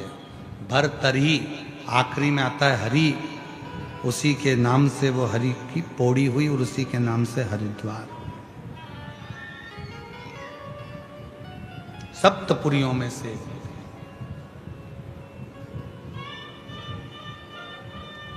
अब कभी विचार करा आपने कि जो राजा था, इतनी बड़ी प्रजा उसके साथ में थी, इतना बड़ा नगर उसके साथ में था, और वो एक संत बन गया, साधु बन गया, तपस्वी बन गया? कैसे?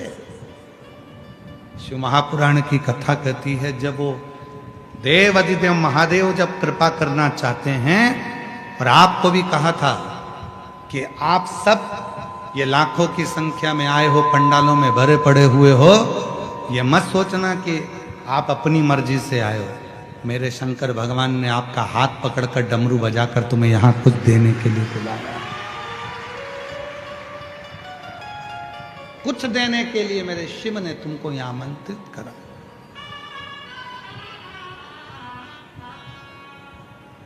जब वो कृपा करता है तो कुछ ना कुछ ऐसी करुणा कर देता है जिससे आप उससे जुड़ जाएं। गुरु गोरखनाथ जी आए राजा भर्तरी के वहां। राजा भर्तरी ने उनकी धर्मपत्नी पिंगला ने खूब सेवा की, खूब। पिंगला भी बड़ी सुंदर थी, राजा भर्तरी की धर्मपत्नी अति सुंदर, और राजा भर्तरी भी सेवा वाला था और पिंगला भी सेवा वाली थी। एक दिन गुरु गोरखनाथ जी ने विचार करा कि ये राजा है तो बड़ा अच्छा, शिव जी का बड़ा साधक भी है, महाकाल की पूजन भी करता है, शंकर जी की सेवा भी करता है, शिव जी पे एक लोटा जल भी चढ़ाता है, शंकर का अनुमोदन भी करता है, हर हर महादेव भी करता है, शिव की साधना भी करता है, कावड़ भी भरता है, शंकर की उपासना भी करता है। पर ये राजा राज्य के लायक नहीं, ये राजा तो स्वयं शिव के लायक, भगवान शंकर की शरणागति के लायक।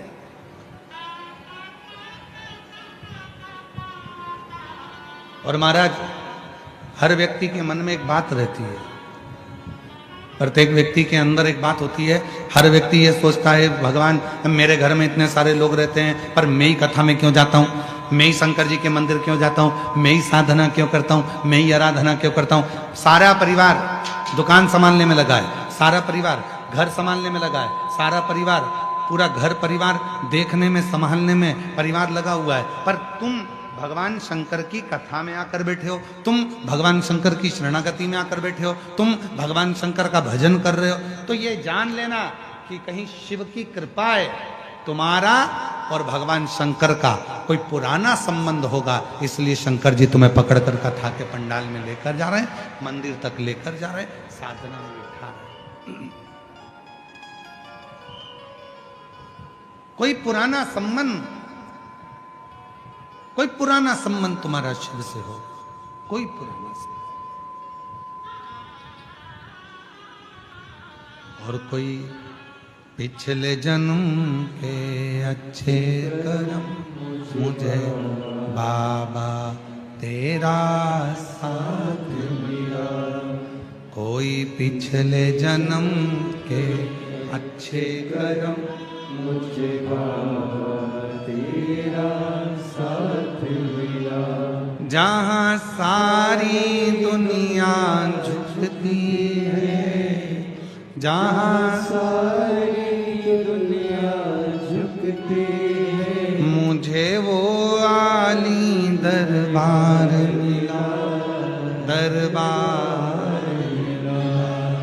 कोई पिछले जन्म के अच्छे कर्म मुझे बाबा तेरा साथ मिला। कोई पूर्व का कर्म होगा, कोई पूर्व का अच्छा कर्म होगा जो बाबा तुम्हें बुलाए।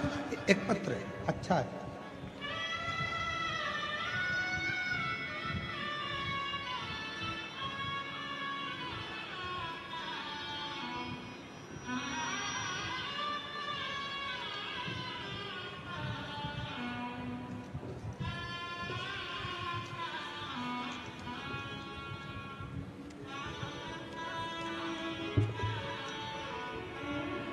सो प्रतिभा गजानन देशमुख।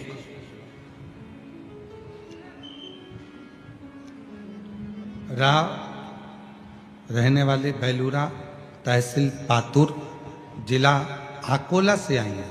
कहीं बैठी हो तो हाथ हिला सकती हैं, अगर कहीं बैठी हो तो हाथ हिला सकती हैं। सो प्रतिभा गजानन देशमुख, बेलूरा, तहसील पातुर, जिला अकोला। मेरा मोबाइल नंबर ये है।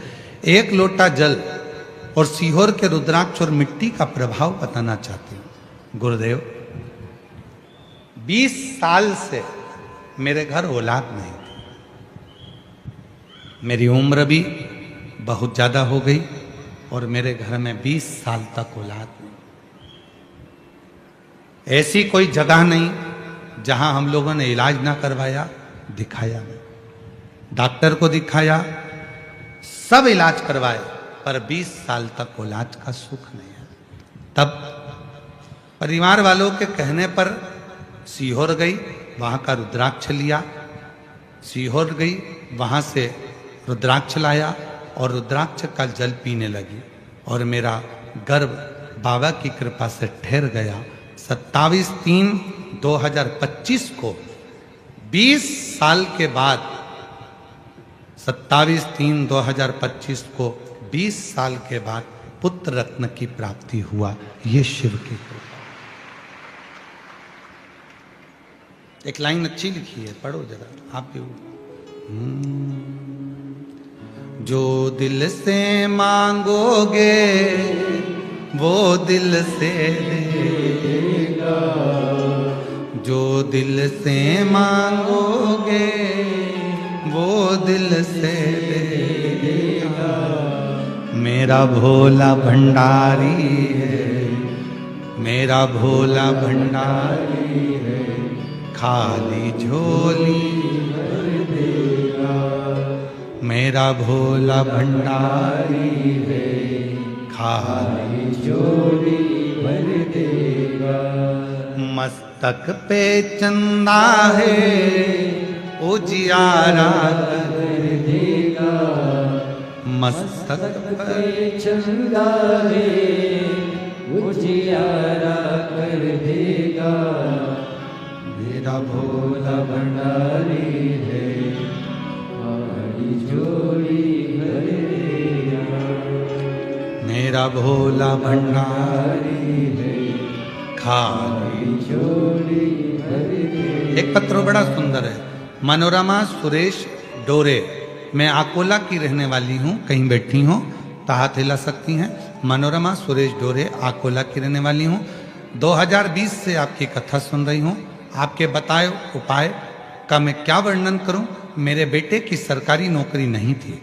आपने महाशिवरात्रि वाला 12 गेहूं का उपाय किया, फिर मेरे बेटे ने भी नौकरी के लिए अप्लाई किया। आप कहते हो अपनी मेहनत को 4 गुना बढ़ाओ, मेरे बेटे ने वही करा और बाबा की कृपा से 16/1/2026 को मेरे बेटे की सरकारी नौकरी लग गई। मैं आज बाबा को यहाँ धन्यवाद देने के लिए आई हूँ। कहीं बैठी हो तो बोल आ सकती हैं। अगला पत्र है। मेरा नाम शुभम राजेंद्र चौधरी है, मैं जिला जलगांव का रहवासी हूँ। भोले बाबा का मैं क्या गुणगान करूँ। गुरुदेव, सीए की पढ़ाई कर रहा था पर एग्जाम क्लियर नहीं हो रहा था, तब आपकी कथा सुनकर मेहनत को करना प्रारंभ करा और मेहनत 4 गुना करी। शिव के मंदिर में जाकर साफ सफाई करना, शिव मंदिर की सेवा करना और बाबा की कृपा से आज 2026 में बाबा ने ऐसी करुणा कर दी कि मेरा सीए क्लियर हुआ और मैं बाबा को यहाँ धन्यवाद देने के लिए, प्रणाम करने के लिए यहाँ आया हूँ।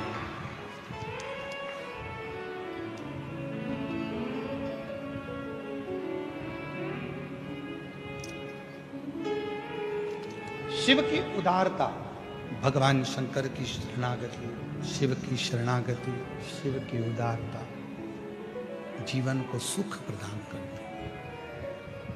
जिसको शंकर जी को बुलाना होता है, बाबा देवादिदेव महादेव उसको बुला लेते हैं, शिव उसको बुलाते हैं। राजा भर्तरी का चरित्र करा है। शिव जी ने गुरु गोरखनाथ जी को भेज दिया।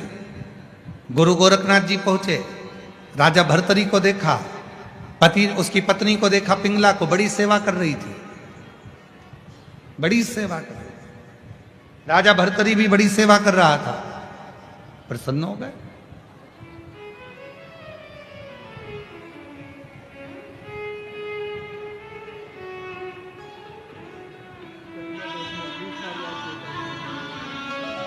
जो दिल से मांगोगे वो शंभो। दिल से दे देगा। 20 साल बाद हुआ, एक बार जोरदार ताली बजाएं शिव की कृपा से। शंभो शंभो। मेरा भोला भंडारी है, खाली झोली भर देगा। मेरा भोला भंडारी है, खाली झोली भर देगा। मस्तक पे गंगा है, वो शीतल कर देगा। मस्तक पे गंगा है, वो शीतल कर देगा। मेरा भोला भंडारी है, खाली झोली भरेगा। विश्वास। भगवान देवादिदेव महादेव ने भर्तरी के पास गुरु गोरखनाथ जी को भेज दिया। गुरु गोरखनाथ जी ने एक फल राजा भर्तरी को दे दिया। राजन, तू बड़ा विद्वान है, बहुत प्रबल है, तेरी विद्वत्ता है, बहुत सेवा करता है, तेरे जैसे राजा की जरूरत इस पूरे संसार को है। ये ले फल, खा लेना, कभी बूढ़ा ही नहीं होगा, जवान की जवान बना रहेगा।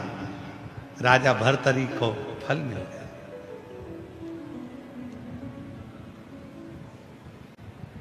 राजा भर्तरी को फल मिला।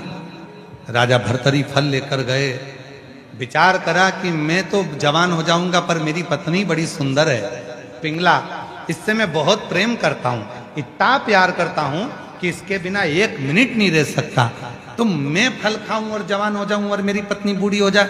एक काम करता हूं कि ये फल मैं अपनी धर्म पत्नी पिंगला को दे देता हूं, वो जवान रहेगी, बूढ़ी नहीं होगी, तो मुझे भी अच्छा लगेगा और फल लिया, उस फल को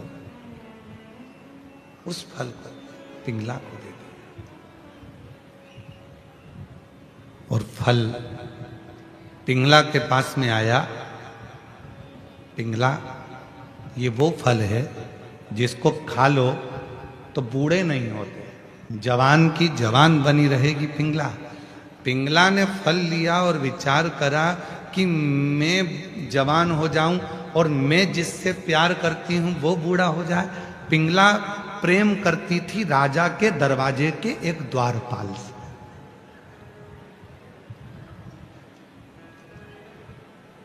अब राजा ने फल किसको दिया था? जम के तो बोलो, पिंगला। पिंगला ने फल किसको दिया? दरवाजे पे खड़े हुए द्वारपाल। राजा के दरवाजे पर जो द्वारपाल खड़ा रहता है, मैं उसको बहुत प्रेम करती हूँ, बहुत प्यार करती हूँ, वो भी मुझे प्रेम करता है। ये फल मैं उसको दे देती हूँ। पिंगला ने वो फल राजा के दरवाजे के द्वारपाल को दे दिया। द्वारपाल ने फल लिया और विचार करा कि मैं फल खा लूंगा और जवान हो जाऊंगा, पर मैं तो प्यार करता हूं वो रहने वाली वेश्या को जो राजा के महल में नाचती है,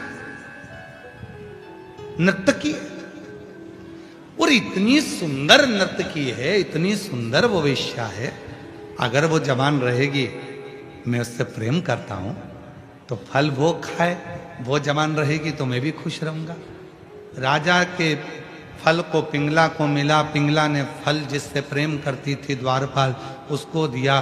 द्वारपाल ने वो फल जिससे वो प्यार करता था उस वेश्या को दिया, नर्तकी को। और वेश्या के पास में फल आया तो वेश्या ने पूरी रात विचार करा, इतना सुंदर फल है, मैं जवान हो भी जाऊंगी तो क्या मतलब, अगर मेरे नगर का राजा भर्तरी इतना अच्छा राजा है, अगर वो जवान हो जाएगा तो ये फल उसके काम आए। और वो फल नर्तकी लेकर पिंगला के पति उस राजा भर्तरी के पास पहुंच गए।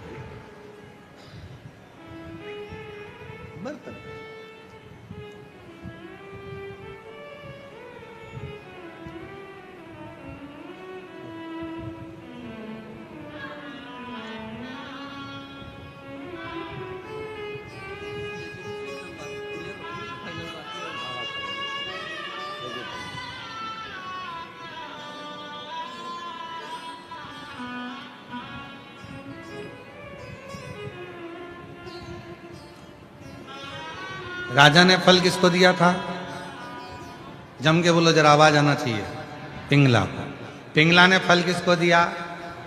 दरवाजे के द्वारपाल को, क्योंकि वो उसको प्रेम करती। द्वारपाल किसको प्रेम करता था? नर्तकी वेश्या को। फल किसको गया? नर्तकी वेश्या के। नर्तकी वेश्या ने वो फल लिया और विचार करा कि मैं जवान हो भी जाऊंगी तो क्या फायदा, राज्य का राजा यदि अच्छा होगा, जवान होगा, तरुण होगा, तो राज्य भी अच्छा चलाएगा। फल लेकर वेश्या उस राजा के पास पहुंच गई। फल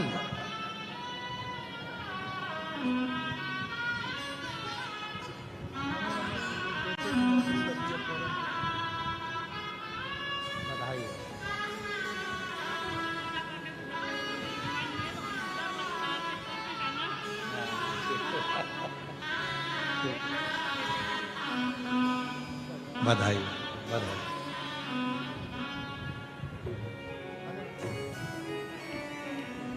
फल वो नर्तकी वेश्या लेकर पहुंच गई राजा भर्तरी के पास। नर्तकी ने हाथ जोड़ा, प्रणाम किया, नमन किया। पूछा राजा भर्तरी ने, क्या बात है, क्या हुआ? महाराज, मेरे पास में एक ऐसा फल है जिसको आप खाएंगे जवान हो जाएंगे, कभी जिंदगी में बूढ़े नहीं होंगे। राजा का ध्यान गया, कहीं ये वही फल तो नहीं है। राजा ने कहा, तो तुम मुझे फल क्यों देना चाहती हो? क्योंकि आप राज्य चलाते हो, राज्य का राजा जवान होगा तो प्रजा भी सुखी रहेगी। आप ये फल मुझसे ले लो। राजा ने कहा जरा फल तो दिखाओ।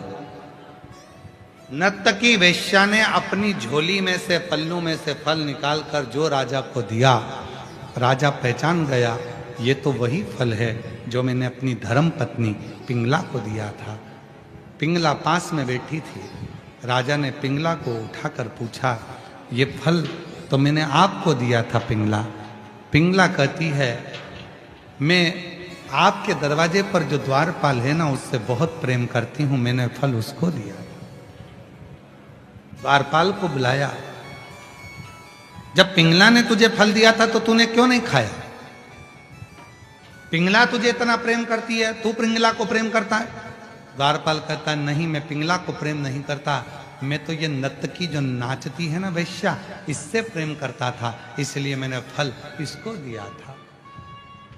हाथ जोड़ लिए वैश्या के राजा भर्तरी, और हाथ जोड़कर राजा भर्तरी ने उस नर्तकी वेश्या से कहा, धन्य है आप जो आप अपने राज्य के राजा को युवान देखना चाहती हो, स्वस्थ देखना चाहती हो। राजा ने वो फल वापिस गुरु गोरखनाथ जी को दे दिया और हाथ जोड़कर कहा कि अब संसार मुझे अच्छा नहीं लगता। जिससे प्रेम था, जिसके लिए मैं राज्य संभाल रहा था, वही मेरा नहीं हुआ तो फिर दुनिया मेरी क्या हो? सब छोड़ा, पूरा राज्य छोड़ दिया राजा भर्तरी ने। और अवंतिकापुरी में राजा भर्तरी एक गुफा में बैठकर तप करते रहे। जब आखिरी का समय राजा भर्तरी का आया, तब पहुंच गए अवंतिकापुरी से मायापुरी। मायापुरी की एक गुफा में बैठकर राजा भर्तरी तप करते थे और गंगा मैया उछाले लेती थी। राजा विक्रमादित्य को मालूम पड़ा कि मेरे भाई राजा भर्तरी एक गुफा में बैठकर तप करते हैं और उस गुफा से उतरकर गंगा का स्नान करने जाते हैं, तो उन्होंने उस गुफा से लेकर गंगा के तट तक सीढ़ियां बनवा दी, पौड़ियां बनवा दी। वो पौड़ियों का नाम था भर्तरी की पौड़ी, तो उसका नाम हो गया हरि की पौड़ी।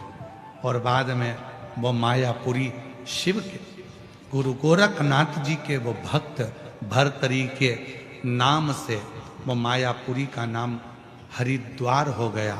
भर्तरी हरि हरि हरि पीछे का जो शब्द था वो मायापुरी से जुड़ गया। वो माया, दुनिया के लोगों को लगता है कि हम शिव जी को जल चढ़ाते हैं तो शंकर का स्मरण होता। ना ना ना,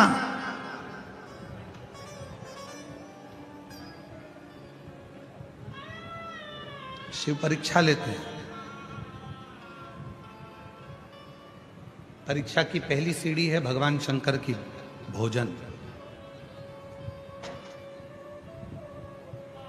परीक्षा की पहली सीढ़ी है भगवान शंकर की भोजन। ध्यान रखना इस बात के लिए। कहने वालों ने ऐसे नहीं कह दिया कि भूखे को भोजन और प्यासे को पानी और जय बाबा बर्फानी। रुद्राक्ष महोत्सव सीहोर में होता है। दूर दूर से लोग आते हैं। लोग, कोई चाय पिलाता है, कोई भंडारा चलाता है, कोई पोहा बांटता है, कोई आइसक्रीम बांटता है, कोई पानी बांटता है। अभी भुसावल में कथा चल रही है। मां ताप्ती के तट पर, भुसावल की पवित्र भूमि पर ये पवित्र कथा महाराष्ट्र की पवित्र धरा पर चल रही है। आज कथा का दूसरा दिवस है। हम रास्ते में से आते आते देख रहे थे, कोई पानी की बोतल बांट रहा है, कोई पानी का पाउच बांट रहा है, कोई टंके में पानी भर लिया, गिलास से पानी पिला रहा है।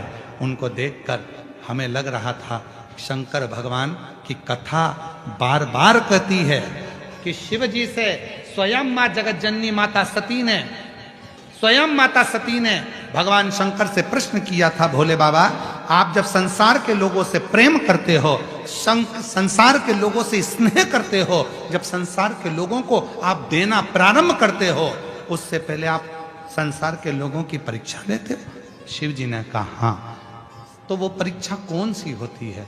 तब भगवान शंकर ने कहा वो पहली परीक्षा है, मैं भूखे का रूप धरकर, एक भिक्षुक का रूप धरकर, प्यासा बनकर, भूखा बनकर, एक सन्यासी बनकर, एक भिक्षुक बनकर, किसी शंकर का जो भक्त होता है, शिव का जो उपासक होता है, उससे पेट भरने के लिए अन्न मांगता हूं, भोजन मांगता हूं, पीने को पानी मांगता हूं। मैं देखता हूं वो मेरा हुआ कि नहीं।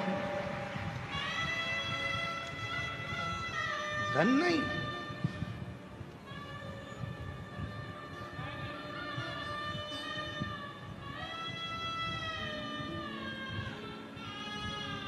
श्रेष्ठ सन्यासी, सच्चा संत, सच्चा सन्यासी, सच्चा साधक, सच्चा शंकर का उपासक आपके दरवाजे पर अगर भिक्षा मांगने के लिए आएगा तो धन नहीं मांगेगा कटोरे में, धन लेगा ही नहीं। वो मांगेगा तो कहेगा कुछ भोजन हो तो दीजिए, भूख लगी है, थोड़ा सा पानी पिला दीजिए, प्यास लगी, प्यास लगी। कुछ हो तो दीजिए, बहुत भूख लगी, बहुत। मेरी जीजियों, मेरे जीजाओं, मेरी बेटियों, बेटाओं, मेरे बुजुर्ग माँ बाप, याद रखना, आप यहाँ पर कोई टॉफी लेकर आते हो, 10 लोग 20 लोगों को टॉफी देते हो, किसी को बिस्कुट खिलाते हो, किसी को पानी पिलाते हो, घर से पानी की बोतल लेकर आते हो, एक पड़ोसी को दे देते हो, थोड़ा थोड़ा पी लो साहब, पानी लाया। घर से मिर्ची का ठेसा रोटी बना कर ले आते हो, 2 रोटी पास वाले को पकड़ा देते हो, खाओ साहब, मुंह झूठा करो। ये दुनिया के लोगों को सरल लगेगा कि सियोर वाले महाराज की कथा में क्या होता है। लोग भोजन बांटते हैं, लोग पानी बांटते हैं, लोग टॉफी बांटते हैं, लोग बिस्कुट बांटते हैं। पर यदि शिव महापुराण की विद्येश्वर संहिता को, गीता प्रेस गोरखपुर की शिव पुराण लेकर आओ, उसकी विद्येश्वर संहिता पढ़ो, उसकी उमा संहिता पढ़ो, उसकी कुमार खंड पढ़ो, उसमें एक एक शब्द में आपको मिलेगा कि शंकर भगवान, जब शिव महापुराण की कथा चलती है, 7 दिन तक मेरा शंकर ना जाने किस रूप में तुम्हारा अन्न जल ग्रहण करता है और तुम्हारे भंडार भरना प्रारंभ कर देता है। ना जाने किस रूप में आता है। भूख लगी है, वो पैसा नहीं मांगेगा, वो तुमसे धन नहीं लेगा, वो पैसा चाहिए ही नहीं उसको। पानी पिला दीजिए, भूख लगी है, कुछ है क्या तुम्हारे पास, कुछ खिला दीजिए।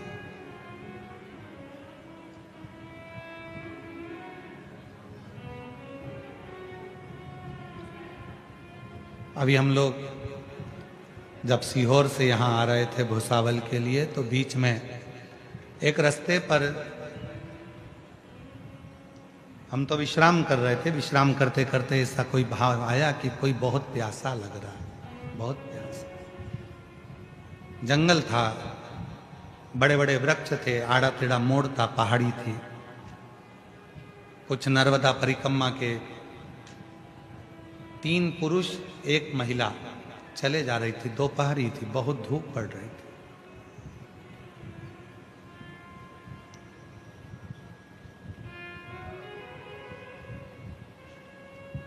हमने सुनील से कहा कि गाड़ी को थोड़ा सा कहीं साइड लगाओ, ऐसा लग रहा है कि कोई यहाँ पर प्यासा है, किसी को भूख लग रही है या प्यास लग रही है। रोका,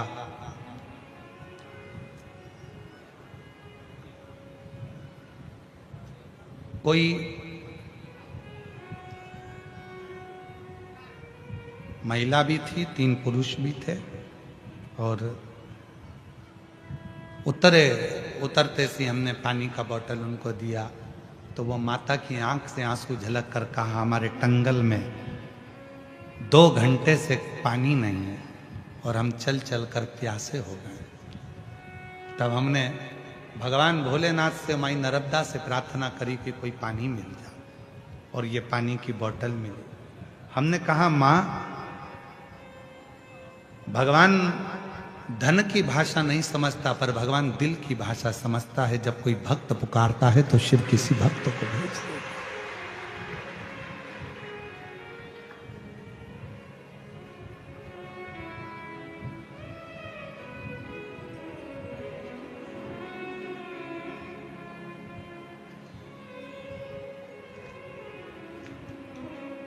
तो कहे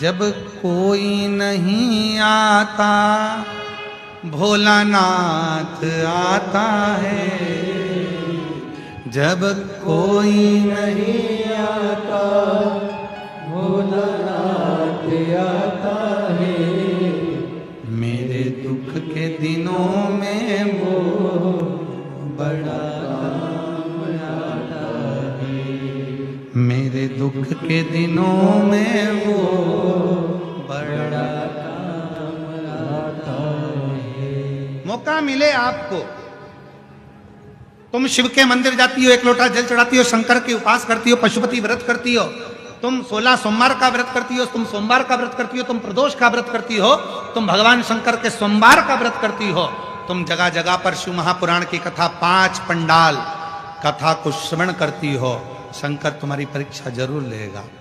और सबसे पहली परीक्षा मेरा शंकर लेता है भूखा और प्यासा बनकर। तुम उसको भोजन करा सकती हो, पानी पिला सकती हो।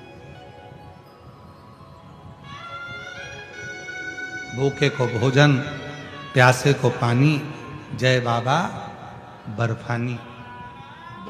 अन्न मांगो, अन्न। उसको पहचान लो।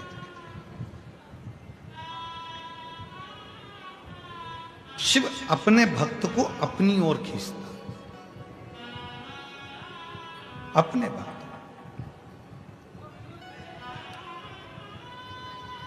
और भगवान शंकर एक ऐसे देव, अधिदेव महादेव भगवान शिव ऐसे हैं कि उनको मान और अपमान से कोई फर्क नहीं पड़ता।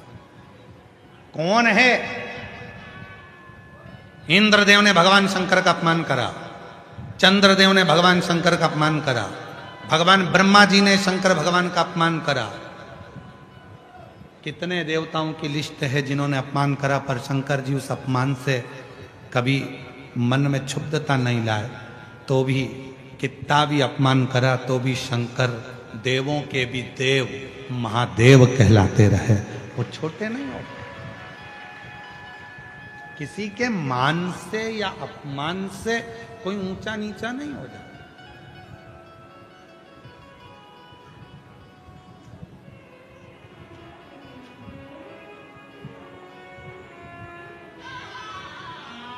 किसी के मान और सम्मान से कोई ऊंचा नीचा या अपमान से मान सम्मान, अपमान से आपको सम्मान दिया तो आप श्रेष्ठ हो गए, आपको अपमान मिला तो आप अश्रेष्ठ हो गए, ये कोई बात नहीं है।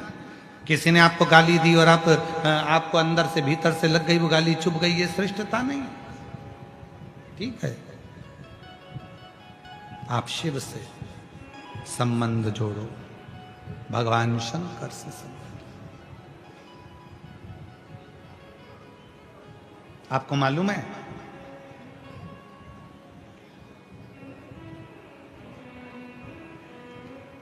शिव जी को धतूरा क्यों चढ़ाया जाता है?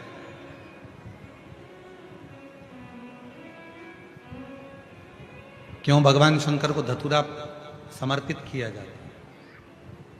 एक धतूरा और उस धतूरे की भी लीला अलग अलग है। जैसे दवाई, कोई दवाई ऐसी रहती है उसको शहद के साथ में, जब आयुर्वेदिक दवाई है तो उसको शहद के साथ में घोल कर चाटा जाता है। कोई दवाई ऐसी रहती है उसको कुनकुने पानी से लिया जाता है। कोई दवाई ऐसी रहती है उसको दूध से लिया जाता है। कोई दवाई ऐसी रहती है कि उसको गुड़ के साथ लिया जाता है। कोई दवाई ऐसी रहती है कि डायरेक्ट उसको मुख में रखा जाता है। कोई दवाई ऐसी रहती है कि उसको गर्म पानी से लेते हैं। कोई दवाई ऐसी रहती है उसको ठंडे पानी से लेते हैं। धतूरे का भी एक नियम है, धतूरे का भी एक नियम है।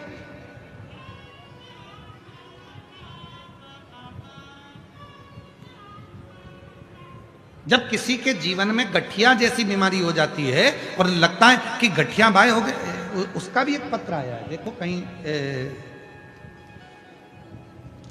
ये पत्र देखिए। महाराज, मेरा नाम सुरेखा प्रमोद सूर्यवंशी है, मैं भूसावल से हूँ। कहीं बैठी हो तो हाथ हिला सकती हैं। सुरेखा प्रमोद सूर्यवंशी। गुरुजी 15 सालों से मुझे गठिया जैसी बीमारी थी। मेरे हाथ पैर ठंड के समय में टेढ़े हो जाते थे। 15 साल से ऐसा कोई डॉक्टर नहीं जिसका मैंने इलाज नहीं करवाया। सारे इलाज करा करा के थक गई, पर मेरा पांव और हाथ दोनों टेढ़ा हो जाता था। कहीं बैठी हैं क्या? आप ही हैं? आ जाओ, आ जाइए, आ जाओ।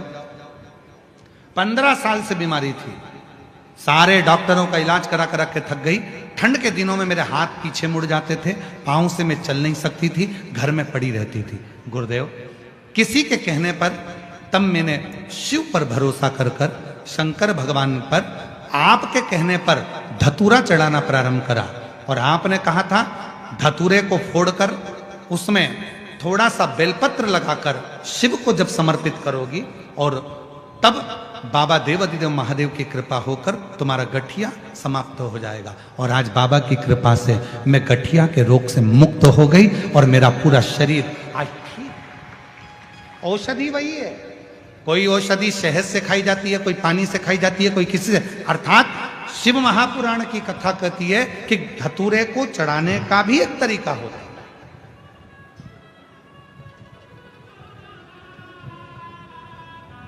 धतूरे को चढ़ाना। कोई बच्चा है, हाथ पैर से विकलांग है, शरीर से विकलांग है, नहीं सही हो रहा, प्रदोष की प्रदोष, एक धतूरा शिव जी को, एक दुर्वा, एक कनेर का पुष्प, तीनों शिव जी के मंदिर में चढ़ाना प्रारंभ कर दो। दुर्वा लाओ, पीसो। विकलांग है, चल फिर नहीं रहा है, डॉक्टर का भी इलाज चल रहा है, उसको वो दुर्वा पीस कर सुबह दोपहर शाम 3 बार उसको देना प्रारंभ करो। धीरे धीरे बच्चे की बुद्धि का विकास होगा और बच्चा एक दिन इतना एक्टिव हो जाएगा कि खुद उठने का प्रयास करेगा और हाथ पैर भी उसका काम करेगा, खुद करेगा। डॉक्टर का इलाज करवाते रहो। धतूरा भी किस चीज के लिए चढ़ा रहे हो, कैसे समर्पित कर रहे हो, वो भाव। महाराज कौन है जिसने शिव को अपशब्द नहीं कहा, पर शिव फिर भी समता का भाव ले, समता का। भगवान शंकर समता का भाव। और इसीलिए मेरे देवाधिदेव महादेव चंद्रदेव के लिए स्वयं चंद्रशेखर, चंद्रमौली, चंद्रेश्वर बनकर प्रकट। चंद्रमौली ऐसे पवित्र कथा जो चंद्रशेखर शिव महापुराण की कथा चल रही है, बहुत विस्तार है उसमें। कल कथा में आगे बढ़ेंगे। ब्रह्मा जी की लीला का, चंद्रदेव और ब्रह्मा ने जो शिव के साथ में किया उस कृत्य का, उस कर्म का वर्णन करें। अभी हमारे बीच में चंद्रशेखर महादेव पधार रहे हैं। जोरदार ताली बजाकर स्वागत करें भगवान श्री चंद्रशेखर महादेव का। और चंद्रमौलेश्वर महादेव की, चंद्रशेखर महादेव की, हर हर महादेव। आज कथा का 2 दिवस यहाँ विराम ले रहा है। ये कथा 16 मार्च तक चलेगी। इसके बाद 20 मार्च से 26 मार्च तक जयपुर राजस्थान में शिव महापुराण की कथा 7 दिवसीय रहेगी। बड़े भाव से कथा को श्रवण करेंगे।